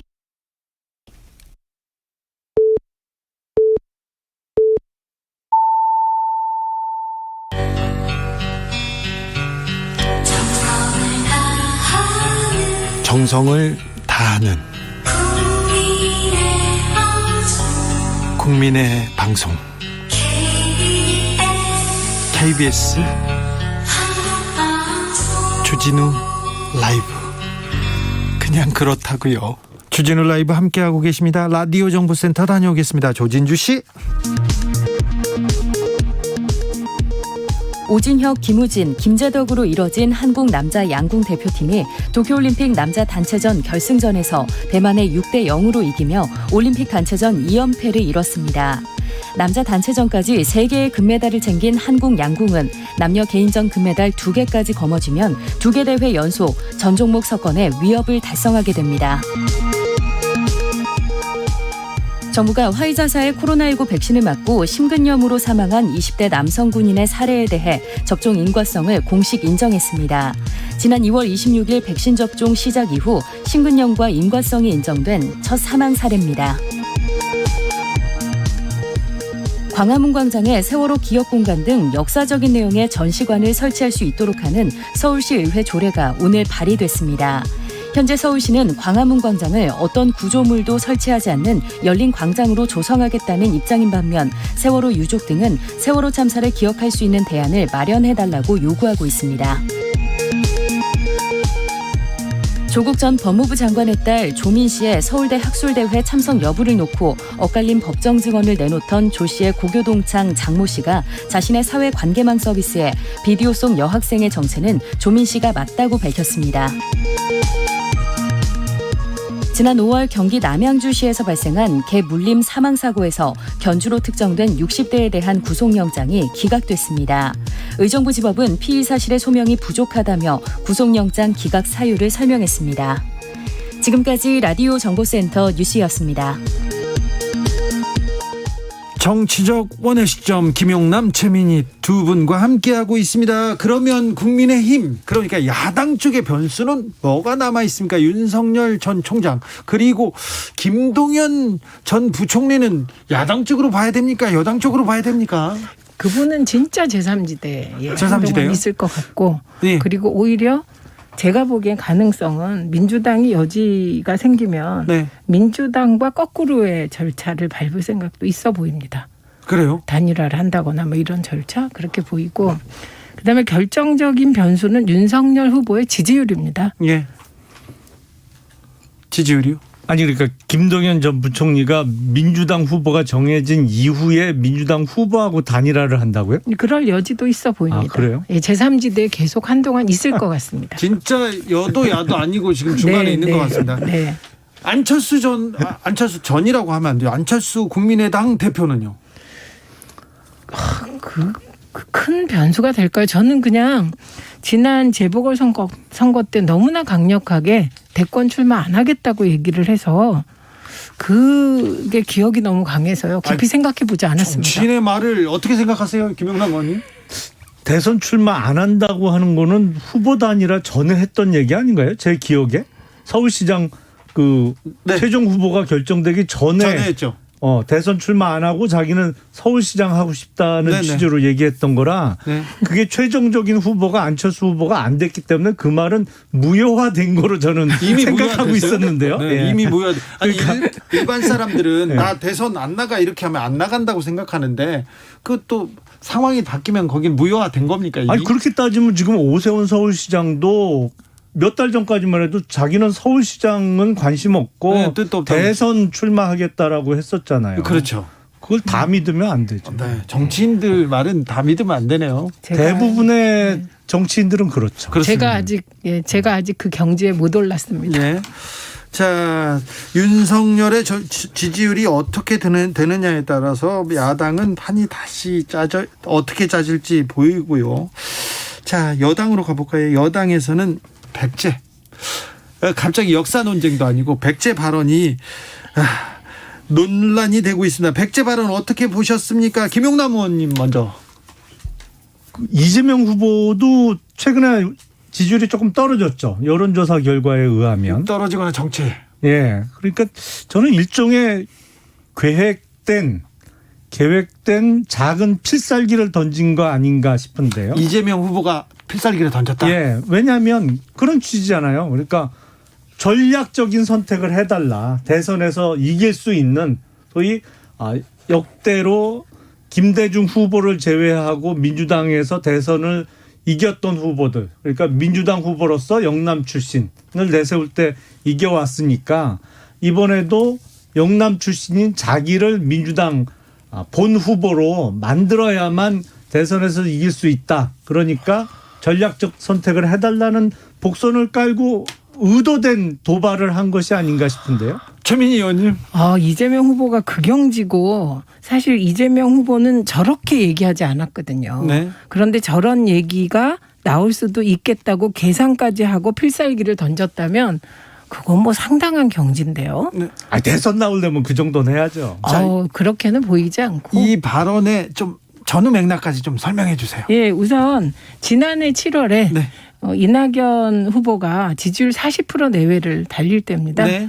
그때 이낙연 후보와 이재명 지사가 만나서 이재명 지사가 그때는 뭐 지지율이 형편없었죠. 네. 예, 뭐 5% 이내였던 것 같아요. 그때. 네. 그러니까 그때 사실 호남, 그러니까 백제 문화권이 중심이 돼서 주체가 돼서 한반도를 통합하기가 굉장히 어려웠다. 그래서 김대중 대통령도 결국은 충청도와 손잡고 됐다. 네. 그런데 이낙연 후보는 당시는 지금 전국적으로 골고루 40% 이상 40%를 받고 있으니 대통령이 됐으면 좋겠다. 그러길 바란다. 그러면 역사라고 생각한다. 이렇게 얘기했다. 이 얘기입니다. 작년 발언이에요? 네. 그 작년 발언을 왜 지금 논란이 됐어요? 중앙일보가 인터뷰를 하면서 왜 이재명 지사 당신이 필승 후보라고 생각하냐. 확장력이 있다고 생각하냐 이런 질문들을 하니까 답을 하면서 지난해 상황은 이랬다. 그런데 그 이후에 상황이 바뀌었다. 이렇게 얘기를 한 거더라고요. 네. 그래서 그걸 보면 지난해 한 말은 또 지난해 한 말대로 사실이고 그리고 이번에는 어차피 이재명 후보가 1위를 하고 있잖아요. 그러니까 전국적으로 골고루 지지받는다. 이 얘기를 한 것입니다. 글쎄 작년에 한 발언을 이번에 끄집어낸 의도 자체가 저는 있어 보이는데요. 그렇죠. 본인이 전국적 지지를 골고루 지지받고 있다. 그 얘기를 한 겁니다. 네. 그런데 저는 이제 백제라는 단어, 그 단어가 적절했냐? 적절하지 않죠. 현재 민주당에서 나오는 백제, 적통, 서자 이런 게 저는 다 적절하지 않은 단어들이라고 생각합니다. 그래서 왜 근데 그 백제, 적통, 서자 이런 얘기예요? 빠져 있는 건가요? 민주당은? 네, 그래서 빨리 거기서 빠져나와야 한다고 생각하고 그러니까 이재명 후보는 백제라는 단어를 쓴 거 잘못했고요. 그냥 인정하면 되고 그다음에 이낙연 후보 등 타 캠프에서도 그렇다고 이게 이재명 후보가 지역주의를 유발시켰다. 그럼 본인에게 손해죠.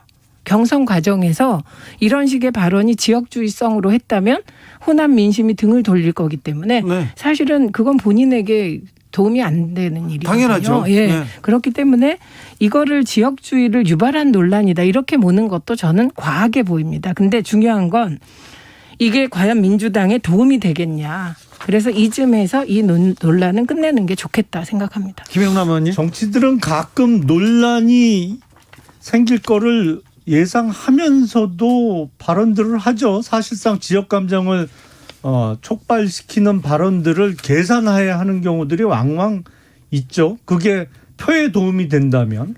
근데 안 된다고 보는 거죠. 이게 글쎄요, 도움이 안 될까요? 본선에선 도움이 되지만 경선 과정에서는 도움이 안 된다고 보죠. 일반적으로. 근데 전통적으로 호남의 유권자들은 항상 전략적 선택을 하는 데 있어서 네. 어디보다도 정치적으로 뛰어난 전략적으로 선택했죠. 그렇죠. 그런 지금껏. 적이 많았기 때문에 그래서 이게 꼭 본선 아니라 이 예선에서 그러니까 민주당 당내 경선에서도 글쎄요 전략적 선택을 은근히 촉구하는 발언으로 볼 수 있을 것 같은데. 아 거기까지 봤을까요? 거기까지.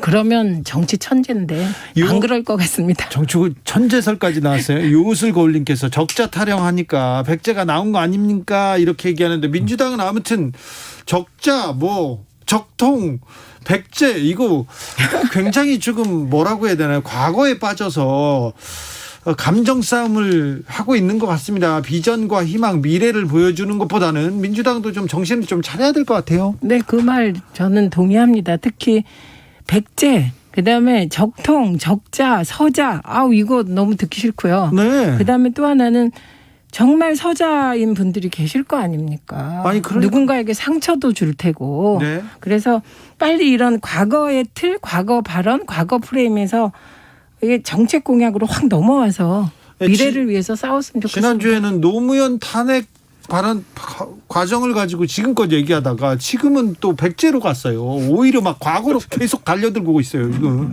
민주당 뭐 하는지 모르겠어요. 그러니까 이게 경선 과정이니까 네. 그게 하나의 맥이 있잖아요. 보면 네. 지지자들에게 소구력이 있다고 생각하는 것들이 튀어나오고 있는 겁니다. 네. 적통도 싫은 단어지만 내가 민주정부를 지켜온 사람이야. 이 얘기를 하고 싶은 거예요. 예. 예. 그리고 노무현 대통령 탄핵건도 그 사실 탄핵에 찬성 반대하는 건 민주당 지지자들에겐 굉장히 민감한 문제잖아요. 그렇죠. 그러니까 그런 부분이 나올 수는 있습니다. 네. 그런데 루비콘 강을 건너면 안 된다. 이걸 명심해야 되는 거죠. 더 이상 하면 곤란하다 싶습니다. 민주당에서 지금 최근 벌어지고 있는 네. 과거 논쟁들 어떻게 보십니까? 김용남 의원님. 선거가 치열해질수록 소위 얘기하는 2판 4판 이런 판들이 만들어지잖아요. 그러니까 네. 일단 이기고 봐야 되니까. 네. 그런데 결코 바람직스럽지는 않죠. 예를 네. 들어서 지금 이재명 후보 측의 기본소득 예. 이런 거 갖고 치열하게 논쟁하는 거는 옳다고 봐요. 도움이 되겠죠. 거기는 선거에도 도움이 될 거고요. 그렇죠. 그런 네. 식으로 하면 이제 다른 국민들의 관심도 이끌 수 있고 정책을 던지고 그걸로 논쟁이 되면 그거는 좋은 논쟁이죠. 그렇죠. 그런데 자꾸 과거로 가니까 문제는 있어 보입니다. 확실히. 근데 저는 남의 집 일이라 그냥 재밌게 보고 있습니다. 재밌게 해피하게. 네. 네. 김태수님께서 서울 차별하다 조선이 망했다 찌릿 얘기하시고요. 8748님 미래를 위해서 정책 공약만 말하면 언론에서 도대체 보도를 안 해줍니다. 그러니까 사실은 그것도 있어요. 그러니까 논란을 만들죠. 얘기도 하고요. 2081님께서 지역의 감정은 정치에만 있고 지역의 민심은 정치보다 사람을 봅니다. 지역에서 이렇게 조금 심도 깊은 얘기를 하신 것 같습니다. 이낙연 후보나 이재명 후보나 다른 사람들의 후보들 간의 정책들 안 보입니다. 윤석열의 정책 안 보이고요. 최재형의 정책도 안 보이고. 어떻게 보십니까? 정책으로 좀 가야 되는데 공약 논쟁으로 이번 대선. 우선 이재명 후보가 기본소득 공약을 내놨어요. 네? 그렇게 누군가 하나 공약을 내놓으니까 그를 중심으로 막 지금 논쟁이 벌어지고 있습니다. 네. 그래서 저는 이런 식으로 가는 게 바람직하다. 그래서 이낙연 후보 쪽에서 대표 공약을 빨리 발표하시면 이제 그 공약에 대해서 또 갑론을박하지 않겠습니까? 그렇게 가면 될 것 같습니다. 근데 이재명 후보 측이 기본소득이라는 단어는 던져놨는데 그 내용이 제가 보기에는 매번 바뀌어요. 금액도 그렇고 내용 자체가 좀 왔다 갔다 해요. 그러니까 본인 생각이 아직 정리가 안 된 것 같아요. 이거는 정리해가지고 전 국민 100만 원, 청년 200만 원 이렇게 나온 것 같아요. 네. 그런데 그렇게 시작하겠다. 네. 그걸 하려면 일단 그 부분을 밝혀야 돼요. 그러면 기본소득을 실시한다. 그러면 기존의 복지제도를 어떻게 할 거냐. 기존의 복지제도를 정리하고 기본소득으로 통합해서 갈 거냐. 아니면 복지제도 플러스 기본소득이냐. 그러면 사실은 후자 같으면 계산이 안 나오거든요. 자, 이게 이런 예산이. 논쟁이 돼야 되는데. 그렇죠. 당장에 이런 어쨌든 논쟁이. 이재명 후보가 전 국민 100만 원 그리고 네. 청년 200만 원 주겠다라고 하니까 저런 생산적인 반론이 나오잖아요. 앞으로 그렇게 가야 되고 제가 알기에는 기존의 복지체제 틀을 밖에 풀었습니다. 현재는. 네. 그러면 그래서 산수가 안 나와요. 아니 그래서 그 산수를 예를 들면 탄소세 같은 거 이건 즉시 걷어야 되고 이런 식의 대안을 제시했는데요. 지금 말씀하신 그러면 저 말은 예산 어떻게 마련할 거야? 이런 질문인데 그런 질문에 또 이 지사가 답하면서 그렇죠. 정책 경쟁이 되겠죠. 계속 이 논쟁이 네, 되는 네. 거는 또 바람직합니다. 네. 마지막으로. 상대 후보는 그 판을 만들고 싶지 않죠. 네. 자, 그래서 지금 백자로 갑니까? 자, 마지막으로 지금 법사위원장 문제로 뜨거운데 우리 정치적 원의 시점에서는 이 문제 어떻게 보고 계십니까? 법사위원장 후반기는 국민의힘으로 간다 이렇게 합의를 한 것 같습니다. 김용남 의원님. 원래 국회법에 정해져 있지는 않습니다만 전통적으로는 의석수에 비례하는 상임위원장 배분이 있어 왔죠. 네. 그러니까 지금 의석수대로 하면 특별위원회를 빼고 국회 상임위가 17개 정도 되는데 네. 적어도 7개 정도는 국민의힘이 위원장을 맡아야 돼요. 네. 근데 21대에 와서 민주당이 180여석을 얻다 보니까 그냥 힘으로 밀어붙이면서 물론 이제 개원 과정에서의 옥신각신도 있었지만 지금 독식을 하고 있는 거잖아요. 네. 거기서 법사위원장 하나 주는 것 같고 그렇게 생색내고 힘들게 하면 안 되죠. 적어도 7개는 줘야지. 그렇게 합의가 된 겁니다. 최민희 의원님. 11대 7로 합의가 된 거고요. 네. 그리고 이것은 아마도 재난지원금을 긴급하게 편성해야 되잖아요. 추경 네. 등 여러 가지 이유로 집권 여당으로서 불가피한 선택이었다라고 설명을 하더군요. 근데 민주당엔 2개의 과제가 있습니다. 하나는 연말까지 언론개혁을 포함한 민주당이 해야 된 최소한의 개혁 과제를 연말까지 처리해야 한다. 어차피 내년 6월부터 법사위원장이 넘어가니까요. 예. 그다음에 두 번째는 그동안의 법사위가 상원이라는 비판이 있었잖아요. 네. 그러니까 그 법사위의 역할을 정확하게 규정하는 게 좋을 것이다. 그렇죠. 그래서 예를 들면 우리가 법안 처리하는데 120일 이렇게 되면 그건 거의 안 하겠다는 소리잖아요. 그래서 법사위에 머무는 기간을 60일 이하로 축소하는 등 법사위 개편안에 대해서도 연말까지 법을 통과시켜야 될 거라고 봅니다. 그렇게 조건 붙이면 어렵죠. 일단 그렇게 민주당과 정부가 추진하고 있는 거는 언론 개혁이 아니고 언론 개혁이고요. 그거는 절대로 민주국가에서 그 방향으로 나가면 안 되는 방향이고. 그리고 주면 그냥 주는 거지. 아니 원래 야당 몫이어야 써야 되는 거예요. 근데 힘을 쫙 빼고 쭉정이로 만든 다음에 법사위원장 넘겨주겠다 그러면 그걸 누가 쭉정이겠어요, 의원님, 그러니까. 의원이 합의를 그렇게 했는데요. 여야가. 합의 잘못한 거예요 그러면. 그런가요? 정치적 원의 시적 여기서 마무리하겠습니다. 김용남, 최민희, 김용남 두 전직 의원 오늘도 감사했습니다. 고맙습니다. 네, 감사합니다. 정치 피로, 사건 사고로 인한 피로, 고달픈 일상에서 오는 피로. 오늘 시사하셨습니까? 경험해보세요. 들은 날과 안 들은 날의 차이. 여러분의 피로를 날려줄 저녁 한 끼 시사 추진우 라이브.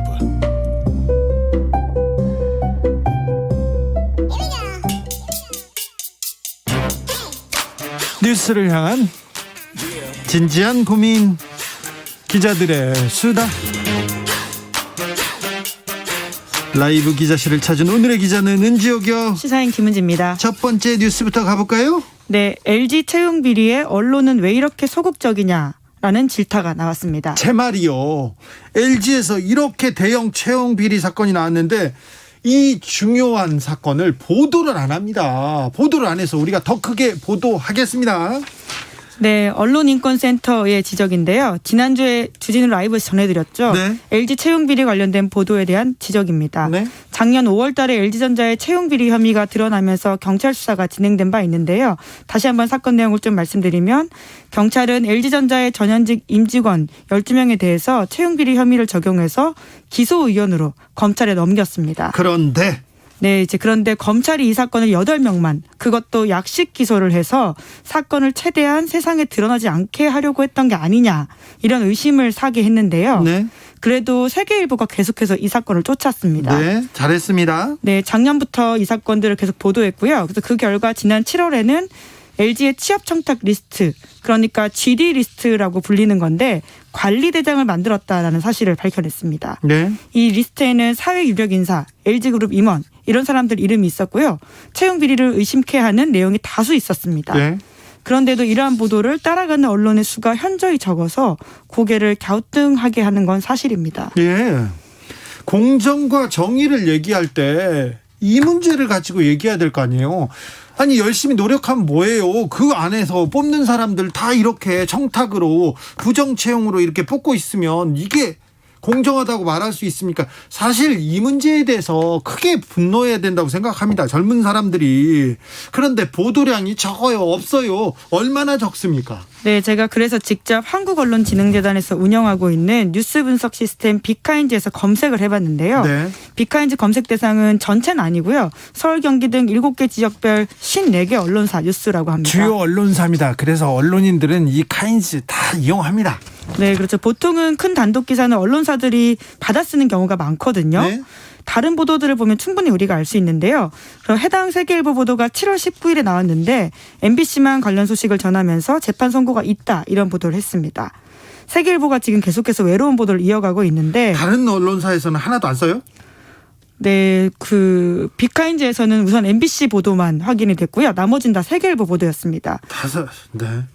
네, 관련된 단어가 들어가 있는 경향신문 기사는 있었는데 이 사건 보도라고 보긴 좀 애매한 것들이 있어서 제가 MBC 기사만 말씀드렸는데요. MBC 말고는 지금 추적 보도를 하지 않는다 이거죠. 네, 이제 물론 빅카인즈 외에 네이버에서 검색을 하면 일부 언론들이 있긴 한데요. 우선 네. 빅카인즈 기준으로는 그렇습니다. 네.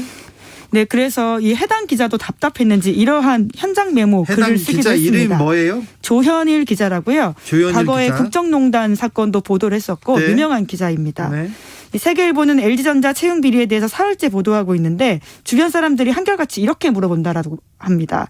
혹시 LG와 세계일보가 불편한 관계냐 혹은 LG가 세계일보에 밑보였냐 이런 취지의 질문들을 한다라고 하는데요. 네. 세계일보 취재팀은 아무런 이해관계가 없다 이렇게 말하면서 오히려 그런 질문하는 사람들이 이상하다는 취지의 비판을 하고 있습니다. 네. 이렇게 이야기를 그대로 하고 있는데요. 문자 그대로 옮겨보면 한국 언론이 정치 권력에 대해서는 대통령을 조롱할 만큼 단호하지만 자본 권력에는 같은 잣대를 대지 않고 있기 때문이다. 이런 식의 비판을 했습니다.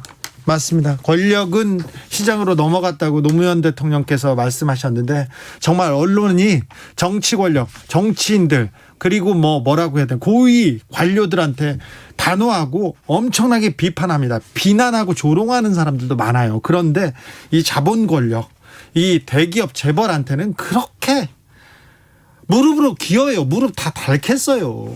네, 해야 될 보도를 하고 있는 취재팀에게 오히려 뭐 문제 있냐 이렇게 물어본다라고 하는 말 자체가 사실 굉장히 민망한 이야기죠. 이런 얘기 많이 들었잖아요. 우리도 많이 들었어요. 네.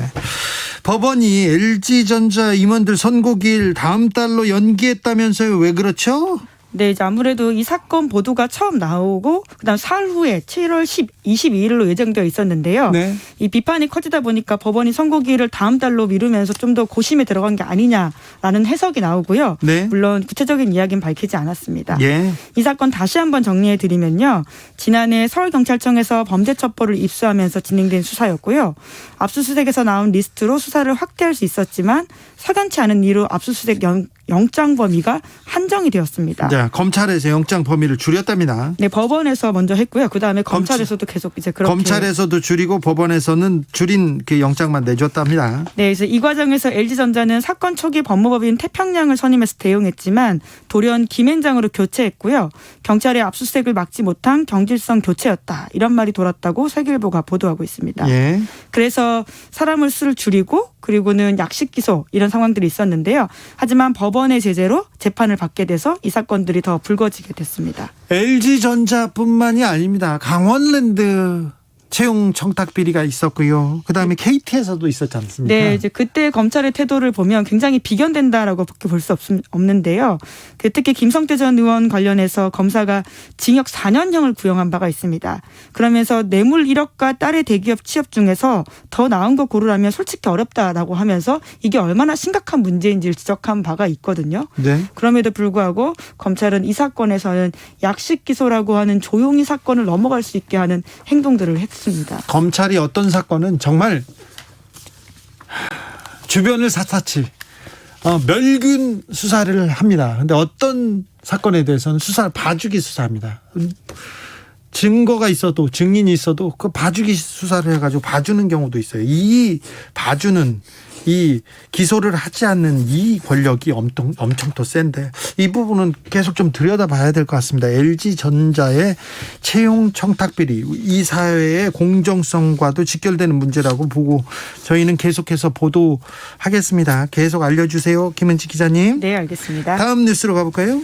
네, 소위 가짜 수산업자 사건에 주호영 국민의힘 의원 이름도 함께 오르내리고 있습니다. 주호영 의원이 깊숙이 관련돼 있다고 지금 보도가 계속 나오고 있더라고요. 경찰도 내사 중이라면서요? 네, 한국일보 보도입니다. 서울경찰청 강력범죄수사대가 최근 주호영 의원이 소위 가짜 수산업자 김 씨로부터 200만 원 상당의 수산물 등을 3차례에 걸쳐서 제공받은 단서를 잡았다라고 하는데요. 아니, 어떤 선물을 받으면 막 200만 원 이렇게 됩니까? 예, 나온 보도로는 대게와 한우 세트라고 합니다. 대게하고 한우 세트요? 네, 그것을 한 차례씩 각각 보냈다라고 하는데요. 네. 뿐만 아니라 주 의원과 친분이 있는 A 스님에게도 주 의원 부탁을 받아서 120만 원 상당의 수산물을 전달했다라고 경찰이 의심하고 있습니다. 아니, 아무튼 불자로 유명한 주 의원이 스님한테도 이걸 보내라고 했다고요? 네, 물론 주호영 의원은 지금 그것을 부인하고 있는데요. 네. 현재 경찰 수사로서는 그쪽 방향으로 향해 가고 있고 대게를 보내라고 했다라는 식의 지금 보도가 나오고 있는데요. 아니 근데 그게 100만 원이 넘습니까? 일단 김영란법 그러니까 부정청탁방지법에서는 100만 원이 넘느냐 안 넘느냐가 굉장히 중요하지 않습니까? 그렇죠. 과거에 이제 불기소 세트라고 해서 우리가 100만 원이 어떤 기준인지를 많이 학습했는데요. 공직자 등은 1회에 100만 원을 초과하거나 회계 연도에 그러니까 1년 안에 300만 원을 초과하는 금품을 받으면 처벌하도록 규정돼 있습니다. 주호영 의원 측은 일단 아니라고 지금 부인하고 있습니까?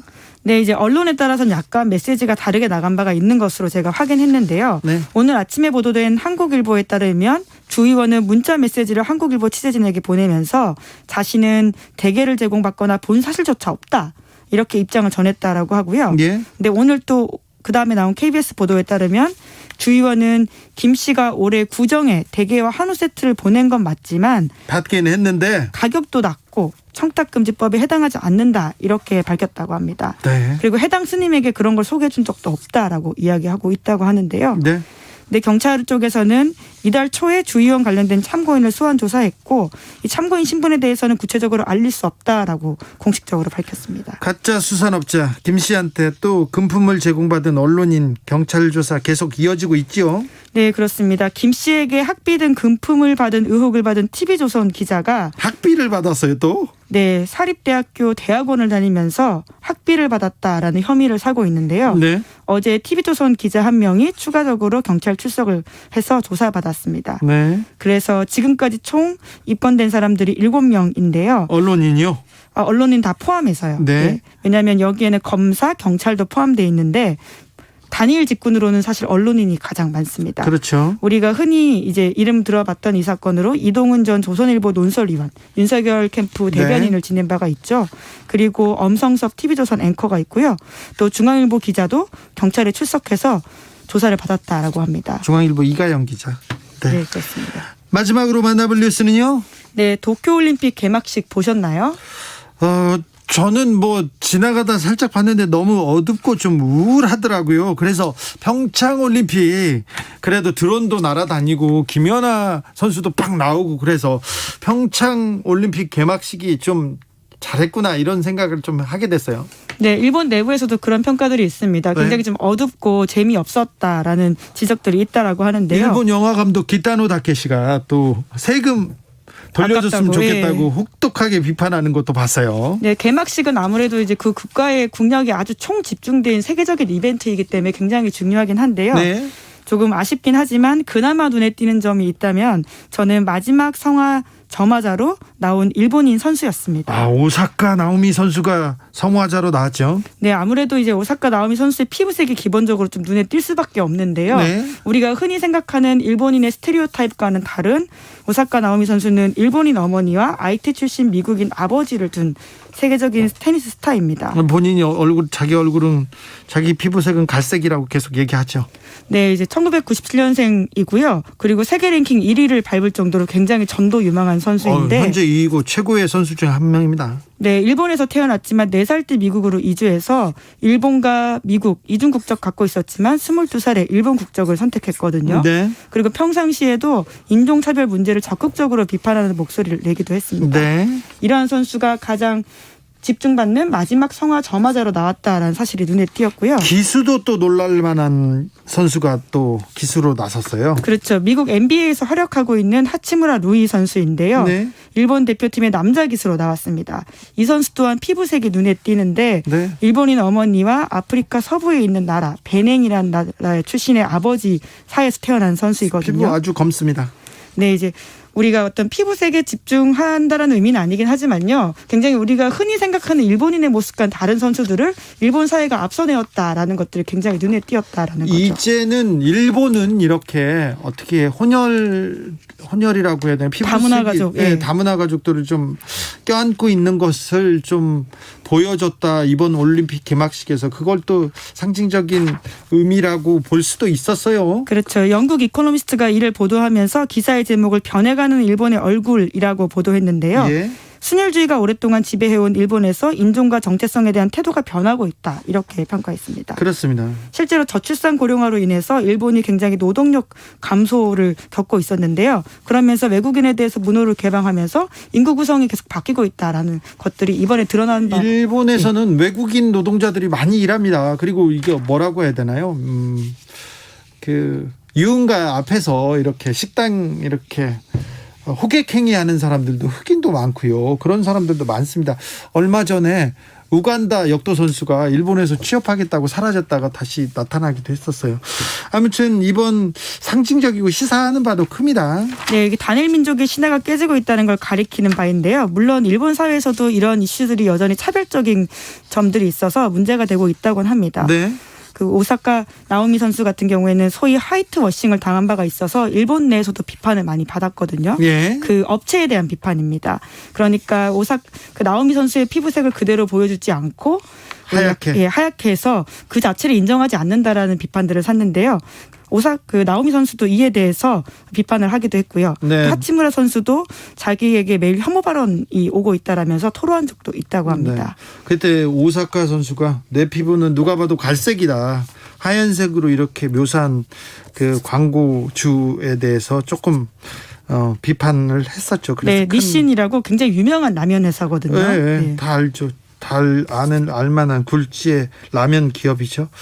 아무튼 일본이 움직입니다. 변화합니다. 우리도 다문화 가정이 점점 늘어나고 있기 때문에 주는 메시지들이 있다라는 생각이 들어서 이 뉴스를 가지고 와봤습니다. 네, 자 일본 올림픽 개막식 혹평을 받는데 아무튼 거기에서 나왔던 하치무라 선수 그리고 오사카 선수 혼혈 선수들을 기수와 성화 마지막 주자로 이렇게 썼다는 것은 또 일본이 변화하고 있다는 걸 보여주기도 합니다. 요술거울님께서 김영란법은 가짜 수산업자가 다 깨고 있습니다. 얘기하네요. 또 그렇기도 합니다. 기자들의 수다 지금까지 시사인 김은지 기자와 함께했습니다. 감사합니다. 네, 감사합니다. 교통정보센터 다녀오겠습니다. 공인혜 씨. 네, 이 시각 교통정보입니다. 퇴근길 정체 구간 안에서 사고가 꾸준합니다.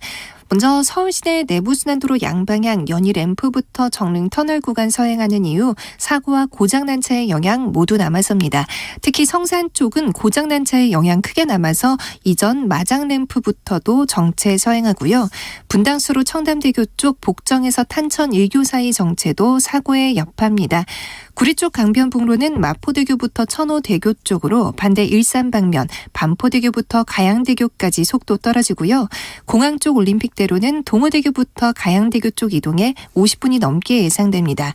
서부간선도로 양방향 혼잡한 가운데 성산대교 방면 더 지나기 어려운데요. 전 구간 이동에 1시간 가까이 예상되고요. 경부선 서울 쪽 도동 분기점 부근으로도 사고의 영향 남아있고, 이후 기흥에서 수원, 판교 일대와 양재부터 반포까지 정체입니다. KBS 교통정보센터였습니다.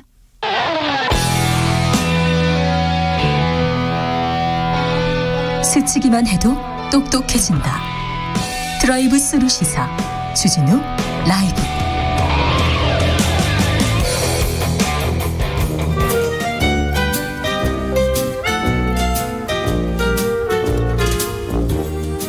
민생이 먼저다. 함께 잘 먹고 잘 사는 법 찾아보겠습니다. 민생과 통하였느냐. 생생민생 통. 안진아사나 민생생각 안진걸 민생경제연구소장 어서 오세요. 네, 안녕하십니까. 오늘은 어디서 그렇게 또 바삐 오시나요? 오늘은 뭐 송영길 대표님도 아까 가셨다는데 저도 광화문 세월호 광장에 가서 네. 오세훈 시장님 마음이 같더라고요. 지금은 방역에 집중하시지 네. 왜 갑자기 세월호 기억관을 강제 철거한다는 거예요. 대화도 없이. 그래서 어떻게 하기로 했습니까? 지금 계속 유가족들은 광화문 광장이 넓어지잖아요. 네. 지금보다 훨씬 더 넓어지니까 시민들의 어떤 보행이나 조망에 불편을 최소화하는 곳에 좀 허름한 곳 한 켠이라도 들어가겠다는 겁니다. 다른 데 옮겨도 된다. 당연하죠. 네. 다만 없애버리는 건 안 된다는 겁니다. 왜? 진상규명도 아직 안 됐고 여전히 많은 분들이 슬퍼하고 추모하고 있고 여전히 우리나라에 지금 안전사고나 재난사고가 너무 많이 생기고 있잖아요. 그거 네. 재발 방지하기 위해서라도 꼭 우리 아이들을 그다음에 303회 억울한 희생자들을 기억하고 안전한 사회를 다짐하는 공간이 필요합니다. 안산은 학생들의 고향이었던 거지 모든 피해자들 고향이 아닙니다. 그렇죠? 네. 거기는 당연히 추모공원, 안전공원이 필요한 거고요. 광화문광장은 촛불 시민혁명과 또 세월호 추모가 복합적으로 이루어진 공간입니다. 네. 그래서 광화문이라는 상징성 이 굉장히 중요한 거죠. 사람들이 세월호도 추모하고 안전사회도 다짐하고 그다음에 촛불 시민혁명 국민주권 혁명도 기념하고 또 다짐하고. 그래서요. 네. 어떻게 된답니까? 그래서 지금 오세훈 시장 강행한다는 건데 지금 오늘 민주당 송영길 대표까지 나서서 집권 이건 절대 그래서는 안 된다로 입장을 내고 서울시의원들도 지금 나서고 있습니다. 그래서 네. 저는 강행은 그렇게 되지는 않을 거다. 우리 국민들이 강행하지 않을 거다. 시장님은 방역에 집중해라. 뭐 야당 대선 후보도 계속 만났는데 방역에 집중하고 오히려 이런 기념관 같은 경우는 시민들하고 대화를 해서 적절한 대안을 찾으시라. 이렇게 되길 호소드립니다. 여야가 추경 처리 극적으로 합의했습니다. 그리고는 재난지원금 문제도 합의했습니다. 매우 중요합니다. 정말 답답합니다. 그렇죠? 저희들 같은 경우는 전국민 재난지원금을 깔끔하게 지급해서 우리 국민들 모두가 고생한 거에 대한 보답과 응원을 해주고 계속 주장하고 있습니다. 그다음에 피해 계층과 저소득층을 따로 선별해서 더 줌으로써 보편성과 형평성을 모두 갖출 걸 호소드렸는데 안진걸 소장이 돈을 많이 벌고 집에 가보니까 금은부화가 많아. 그래가지고 못 받을 것 같아서 지금 전국민 재난지원금 이렇게 주장한 거 아니죠? 저는 받습니다. 88%로 기준이 상향돼서 어쨌든 정부 내에서도 또 여당 내에서 노력하신 분들 때문에 처음에는 하위 80%만 받는 걸로 돼 있었는데 네. 그래서 1,100만 명 가까운 국민들이 배제됐는데 이제는 이제 한 600만 정도 배제되는 상위 이제 89%부터 못 받는 거죠. 88%가 받으니까. 그래서 그 기준은 굉장히 간단합니다. 그러니까 홀벌이인 경우에는 2인 가구면 6,600만 원 이하야 되고 3인 가구는 8,600만 원 이하야 돼요. 연소득이요. 네. 근데 그러면 맞벌이들은 사실 많이 탈락하겠죠. 네. 혼자 버는 사람에 비해서 소득이 더 높으니까 네. 지출도 많이 하는데 분명히. 그래서 2인 가구는 맞벌이인 경우는 기준이 올라갑니다. 근데 이 맞벌이 기준이 또 많이들 궁금해하시잖아요. 지금 애청자들께서. 네. 엄마 아빠뿐만 아니라 아빠하고 딸, 엄마하고 아들이어도 돼요. 네. 같이 살고 있는 세대원이면. 네. 이해되시죠? 그러니까 2인 이상이 일을 하고 있는 경우입니다. 네. 그러면 2인 가구는 연소득이 8,600만 원. 그다음에 3인 가구는 1억 500만 원 올라가기 때문에 요 정도면 이제 웬만한 서민 중산층은 다 포괄이 됩니다. 네. 다만 오늘 대통령께서도 말씀하신 것처럼 600만 명 안팎의 국민들이 배제되기 때문에 그에 대해서 양해를 대통령이 구했습니다. 네. 대통령도 처음에 전 국민의 지원에 대해서 주장을 했던 분이기 때문에 근데 저는 이 제외되신 분들 중에는 상당수가 문제제기를 할 거다. 예를 들면 월급 877만 원을 받는 분은 포함이 돼요. 홀벌이 네. 가구 중에. 네. 근데 878만 원은 포함이 안 됩니다. 네. 만 원 차이로 100만 원을 못 받아버리는 거예요. 이런 문제가 생기고요. 네. 그다음에 지금 소득은 정말 작년 올해 코로나 때문에 너무 힘이 들었는데 소득이 급감해갖고 가처분 소득이 없어서 고생하고 있는데 그분이 집이 20억짜리 집이 하나 있으면 지금 제외시켜버리거나 네. 금융소득이 2천만 원 있으면 제외시켜버린다는 거거든요. 금융소득이 2천만 원이면 좀 많기는 근데 많네요. 보세요. 집은 차라리 제가 이해를 하겠어요. 네. 근데 금융소득인 경우에는 만약에 부부가 지금 너무 소득이 안 돼가지고 월급 둘이 합쳐서 한 200만 원 받았고 원래 대상에 들어갔어요. 네. 근데 금융소득 2천이면 그래봐야 굉장히 가난하죠. 네네네. 금융소득은 있기는 하지만. 근데 그래서 벌써 그거에 대한 지적이 올라와요. 네. 내가 2천만 원 받는 거 네. 그것 때문에 배제된다. 네. 그러니까 전 국민 지원 이 고난 재난이라는 고통을 우리 국민들 모두가 겪었는데 어쨌든 국민의힘당하고 홍남기 부총리 그룹 이 두 그룹이 사실상 전 국민이 조선 안 된다라고 우기면서 88%라는 우리나라 복지 역사에서도 한 번도 제시되지 않은 기준이 적용되면서 88% 라인은 이건 어디서 나온 건지 모르겠어요. 90%는 있어요. 아동수당 처음에 도입할 때 상위 10% 제한 적이 있었고요. 네. 우리 어떤 복지제도를 설계할 때 상위 10%나 20% 30%를 제한하는 경우는 가끔 있습니다. 기초연금 어르신들 받는 기초연금은 상위 30%를 제한합니다. 네. 지금 대학생들 받는 국가장학금 있잖아요. 네. 반값 등록금 투쟁으로 생긴 거 상위 20%를 제한합니다. 네. 그러니까 이렇게 일종의 한 10, 20, 30%로 이렇게 싹둑 잘라가지고 양해를 구하는 경우는 있는데 88%는 끝까지 기재부나 국민의힘에서 전국 주는 거 안 된다. 그다음에 그럼 90%도 줘야 된다는 의견이 있었는데 그것도 안 된다 하니까 어정쩡한 88%가 된 겁니다. 근데 저는 이미 이렇게 결정 나서 본회의 통과돼 버렸기 때문에 우리 국민들께 이렇게 말씀드리겠습니다. 일단 88% 안에 들어가는 분들은 받아서 이걸 다 이제 신용카드 포인트나 지역 상품권으로 받거든요. 이것을 좋은 데 쓰시면 이제 그 작년 1차 때 우리 다 지역이 썼잖아요. 예. 그리고 예전에는 가구당 줬잖아요. 근데 지금 이제 그 1인당으로 줍니다. 미성년자를 빼고는요 다. 네. 미성년자는 세대주가 받고요. 네. 1인당 주니까 각각 받으니까 뭐 엄마 아빠나 성인 세대원 간에 갈등이 없어지겠죠. 근데 이제 상위 그럼 제 대신 15%는 어떠냐. 양해가 되는 분은 양해를 해 주시되 양해가 안 되는 분들은 방법이 하나 있습니다. 신용카드 이제 캐시백이 1조 1천억 예산에서 7천억이 남아 있는데요. 자, 우리가 4분의 2분기에 비해서 4분의 3분기 신용카드액을 늘리면 사용액을 늘리면 구정에 10%를 준다는 거냐. 최대 30만 원까지. 그러니까 어차피 빚이니까 빚을 늘려가지고 나한테 포인트를 준다는 것 때문에 화가 나 계시긴 한데 이렇게 하면 되죠. 현금으로 쓰던 걸 카드로 내고 4분의 4분기에 카드 쓸 일이 있었는데 조금 땡겨서 쓰잖아요. 그러면 어차피 써야 될 돈인데 최대 포인트가 30만 원까지 나오니까 25만 원씩 88%가 받는 거에 비해서 내가 5만 원 더 30만 원 받을 수도 있다. 이제 이렇게 자구책을 쓰는 방법이 있겠습니다. 김은수님 질문입니다. 소장님 맞벌이 가구는 한 명 더 있는 것으로 친다는데 맞습니다. 근거가 무엇인가요? 소득액은 외벌이나 똑같은데요, 얘기하고. 예. 그것은 일단 이게 다 전 국민에 주지 않으면서 발생한 현상인데요. 처음에 하위소득 80%로만 하고 발표가 되니까 자 2인 가구는 6,600만 원이고 3인 가구 8,600만 원 그랬잖아요. 자 2인 가구를 한번 보시자고요. 홀벌이 6,600만 원인데 맞벌이도 여기다 적용하니까 둘이 돈 벌면 웬만한 중소기업 한 5년 다니면 월급이 한 300만 원 이상 나오잖아요. 네. 부부가 같이 열심히 중소기업 다닌 채밖에 없는데 연소득 6,600만 원 넘어버리거든요. 네. 다수의 중산층이 탈락해버리는 겁니다. 예. 그러니까 맞벌이는 예를 들면 홀벌이 가구에 비해서 가구는 하나 더 있는 걸로 쳐주는 겁니다. 그러니까 건보료 기준으로 치면요. 홀벌이 가구들은 2인 가구에 19만 1,000원, 3인 가구 24만 7,000원, 4인 가구 30만 원, 5인 가구 38만 원이에요. 건보료 기준으로 하니까요. 6월달 건보료 기준으로 합니다. 근데 이것은 이제 맞벌이는 4인 가구를 38만 원으로 이렇게 해주는 거죠. 이것은 합리적인 겁니다. 어쩔 수가 없습니다. 그런데 이런 의문과 논란이 생기는 것 자체가 전 국민이 아니라 88%라는 기준 때문에 생긴 건데요. 이래서 여기서 제가 굉장히 중요한 꿀팁을 하나 드립니다. 지난주에 건보료를 지역가입자들이 건보료가 2019년 소득으로 나와가지고 작년에 너무 힘들었는데 올해 6, 7, 8, 9, 10 5달이 2019년 소득으로 해서 많이 나온다고 그랬잖아요. 그 꿀팁을 드렸잖아요. 네. 그래서 반드시 건보지사에 그걸 조정하셔야 된다고, 인하 신청을 해야 된다고. 네. 이걸 꼭 해야 되는 이유가 하나 더 생겼습니다.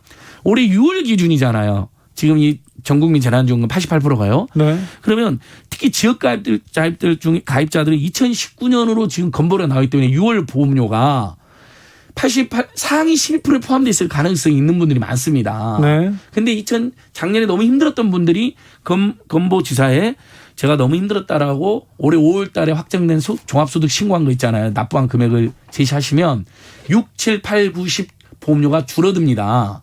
그러니까 일단은 과도한 보험료가 줄어드는 혜택을 하나 보고, 두 번째 상위 12%가 아닌 하위 88%로 포함될 가능성이 높아지는 거죠. 네. 건보료가 줄어드니까요. 네. 왜 이게 중요하냐? 다시 한번 말하면 6월 달 건보료 기준으로 상위 12%를 걸러내는 겁니다.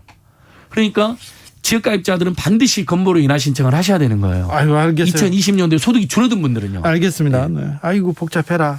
9952님께서 개인 택시 재난지원금은 이번에는 어떻게 되나요? 자, 법인 택시, 전세버스 기사, 관광버스 기사, 그다음에 버스 공영제 안 하는 비공영제 버스 기사님들은 80만 원이 지원이 됩니다. 네. 이 내용도 일부 이번에 진전이 된 내용이에요. 예. 근데 이제 개인 택시잖아요. 법인 택시 말고 회사 택시 말고. 네.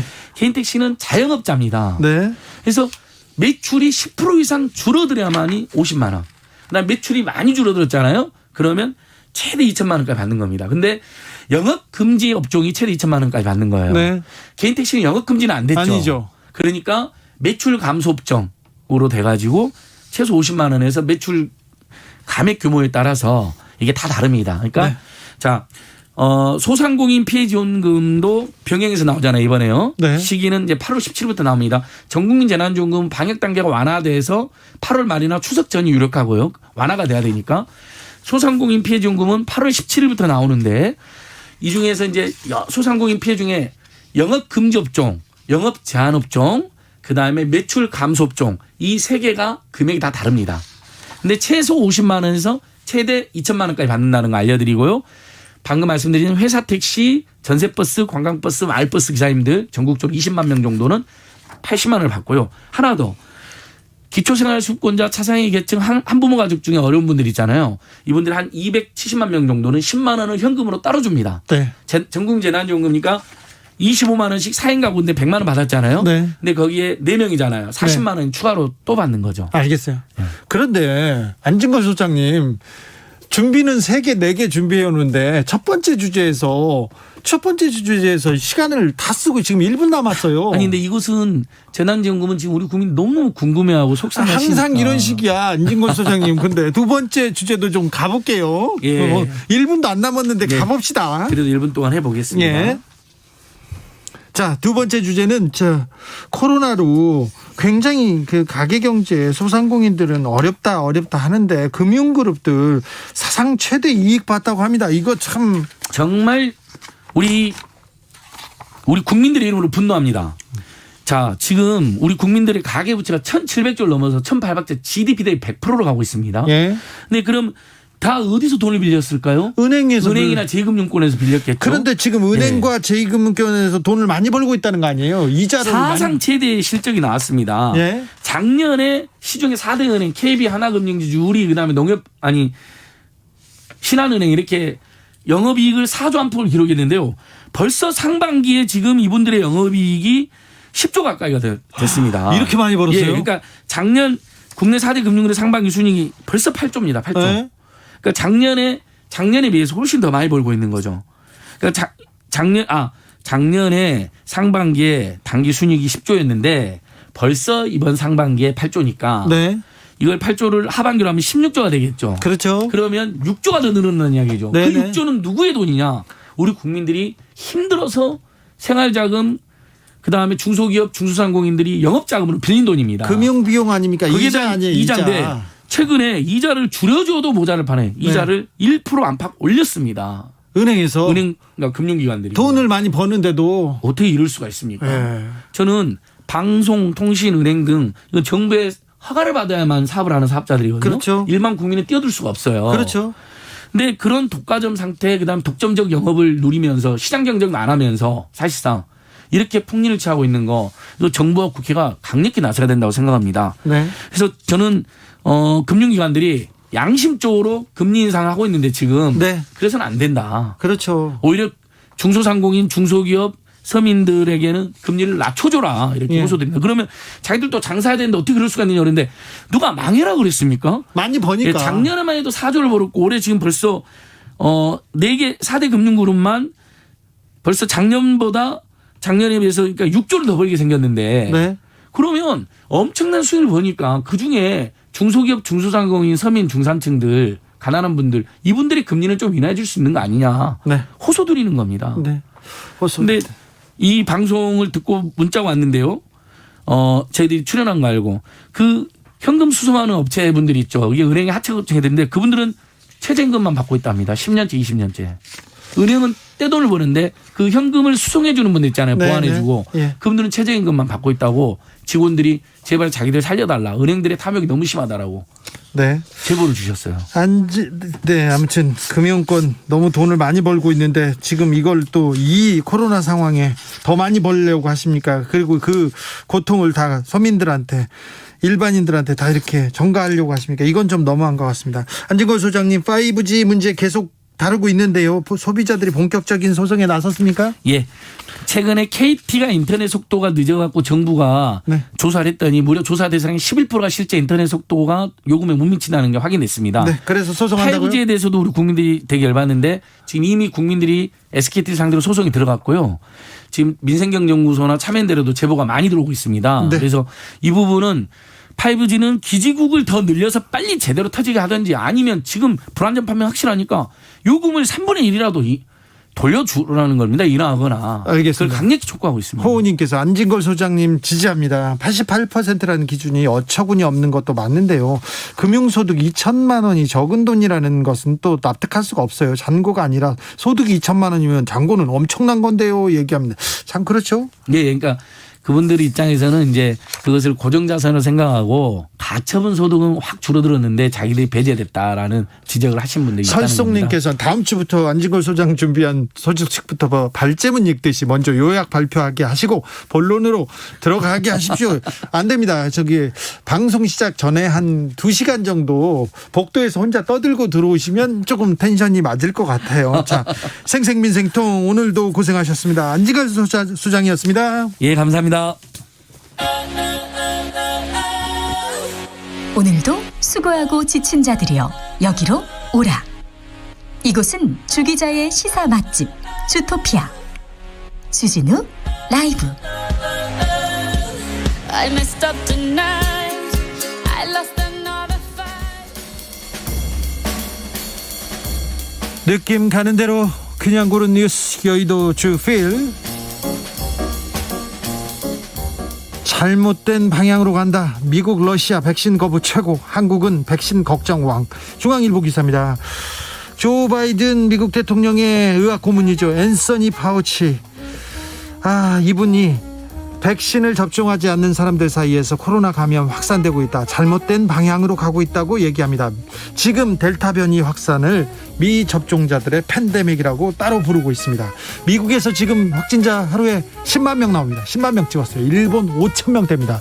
전 세계적으로 유행이 오고 있는데 백신에 대한 거부 이게 미국에서 높아지고 있습니다. 19%인데요. 러시아를 제외하고는 가장 높습니다. 한국은 이 백신 맞겠다고 하는 사람들, 거부 의사를 밝히는 사람들은 7%로 낮은데요. 그런데 15개 나라를 이렇게 조사했는데 이 백신의 걱정, 가장 크게 걱정하는 나라가 한국으로 꼽혔습니다.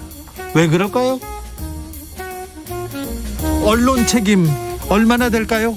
부작용, 자극적으로 소설을 쓰던 언론 때문에 우리나라 사람들은 백신을 맞겠다고 하는데 지금 부작용을 걱정은 가장 크다고 합니다. 언론이 지금 문제입니다. 장벽 없는 태권도 세계화 성공했다. 뉴욕타임즈 메달 어려운 나라들의 희망 일간 스포츠 기사인데요. 지금 태권도에서 금메달이 나오지 않아서 지금 한국 분들 굉장히 화나고 막 이게 뭐냐 노골들하고 뭐라고 하고 있는데, 그런데요, 태권도가 세계화 대중화에 성공했다고 뉴욕타임스에서 크게 평가하고 있습니다. 메달 획득이 어려운 나라들에서 메달을 따고 있다. 작은 국가들이 12개 이상 메달을 지금 2000년 이후에 따고 있다고 이렇게 합니다. 올림픽 사실 엄청난 자본의 싸움이기도 하고 과학의 싸움이기도 합니다. 그래서 돈이 엄청 많이 드는데 태권도는 사실 혼자 할 수도 있고 뭐 그렇지 않습니까? 그래서 요르단, 터키, 르완다, 지부티 난민 캠프에서도 태권도 선수들이 훈련받고 이번에 도쿄올림픽에도 난민 대표팀 소속으로 3명이나 태권도 선수가 출전했습니다. 지금 올림픽의 영광이 드문 나라에서 메달을 딸 때 가장 효과적이라면서 요르단의 사상 첫 금메달을 리우에서 가져간 게 태권도였는데요. 그 이후에 요르단에서는 태권도 붐이 불었답니다. 태권도는 격투기지만 올림픽 정신인 다양성과 평화에 기여하고 있다고 하네요.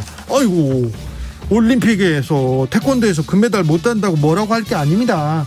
국제 스포츠로서 세계화 대중화, 그리고 지금 많은 나라들의 기여하고 있습니다. 올림픽 정신을 위해서 태권도가 지금 날라차기를 하고 있네요. 오늘 돌발 퀴즈 정답은 치맥이었습니다. 치맥이었죠. 햄버거 쿠폰 챙겨 가십시오. 마루치아라치 주제곡 들으면서 주진우 라이브 여기서 인사드리겠습니다. 저는 내일 오후 5시 5분에 돌아오겠습니다. 지금까지 주진우였습니다.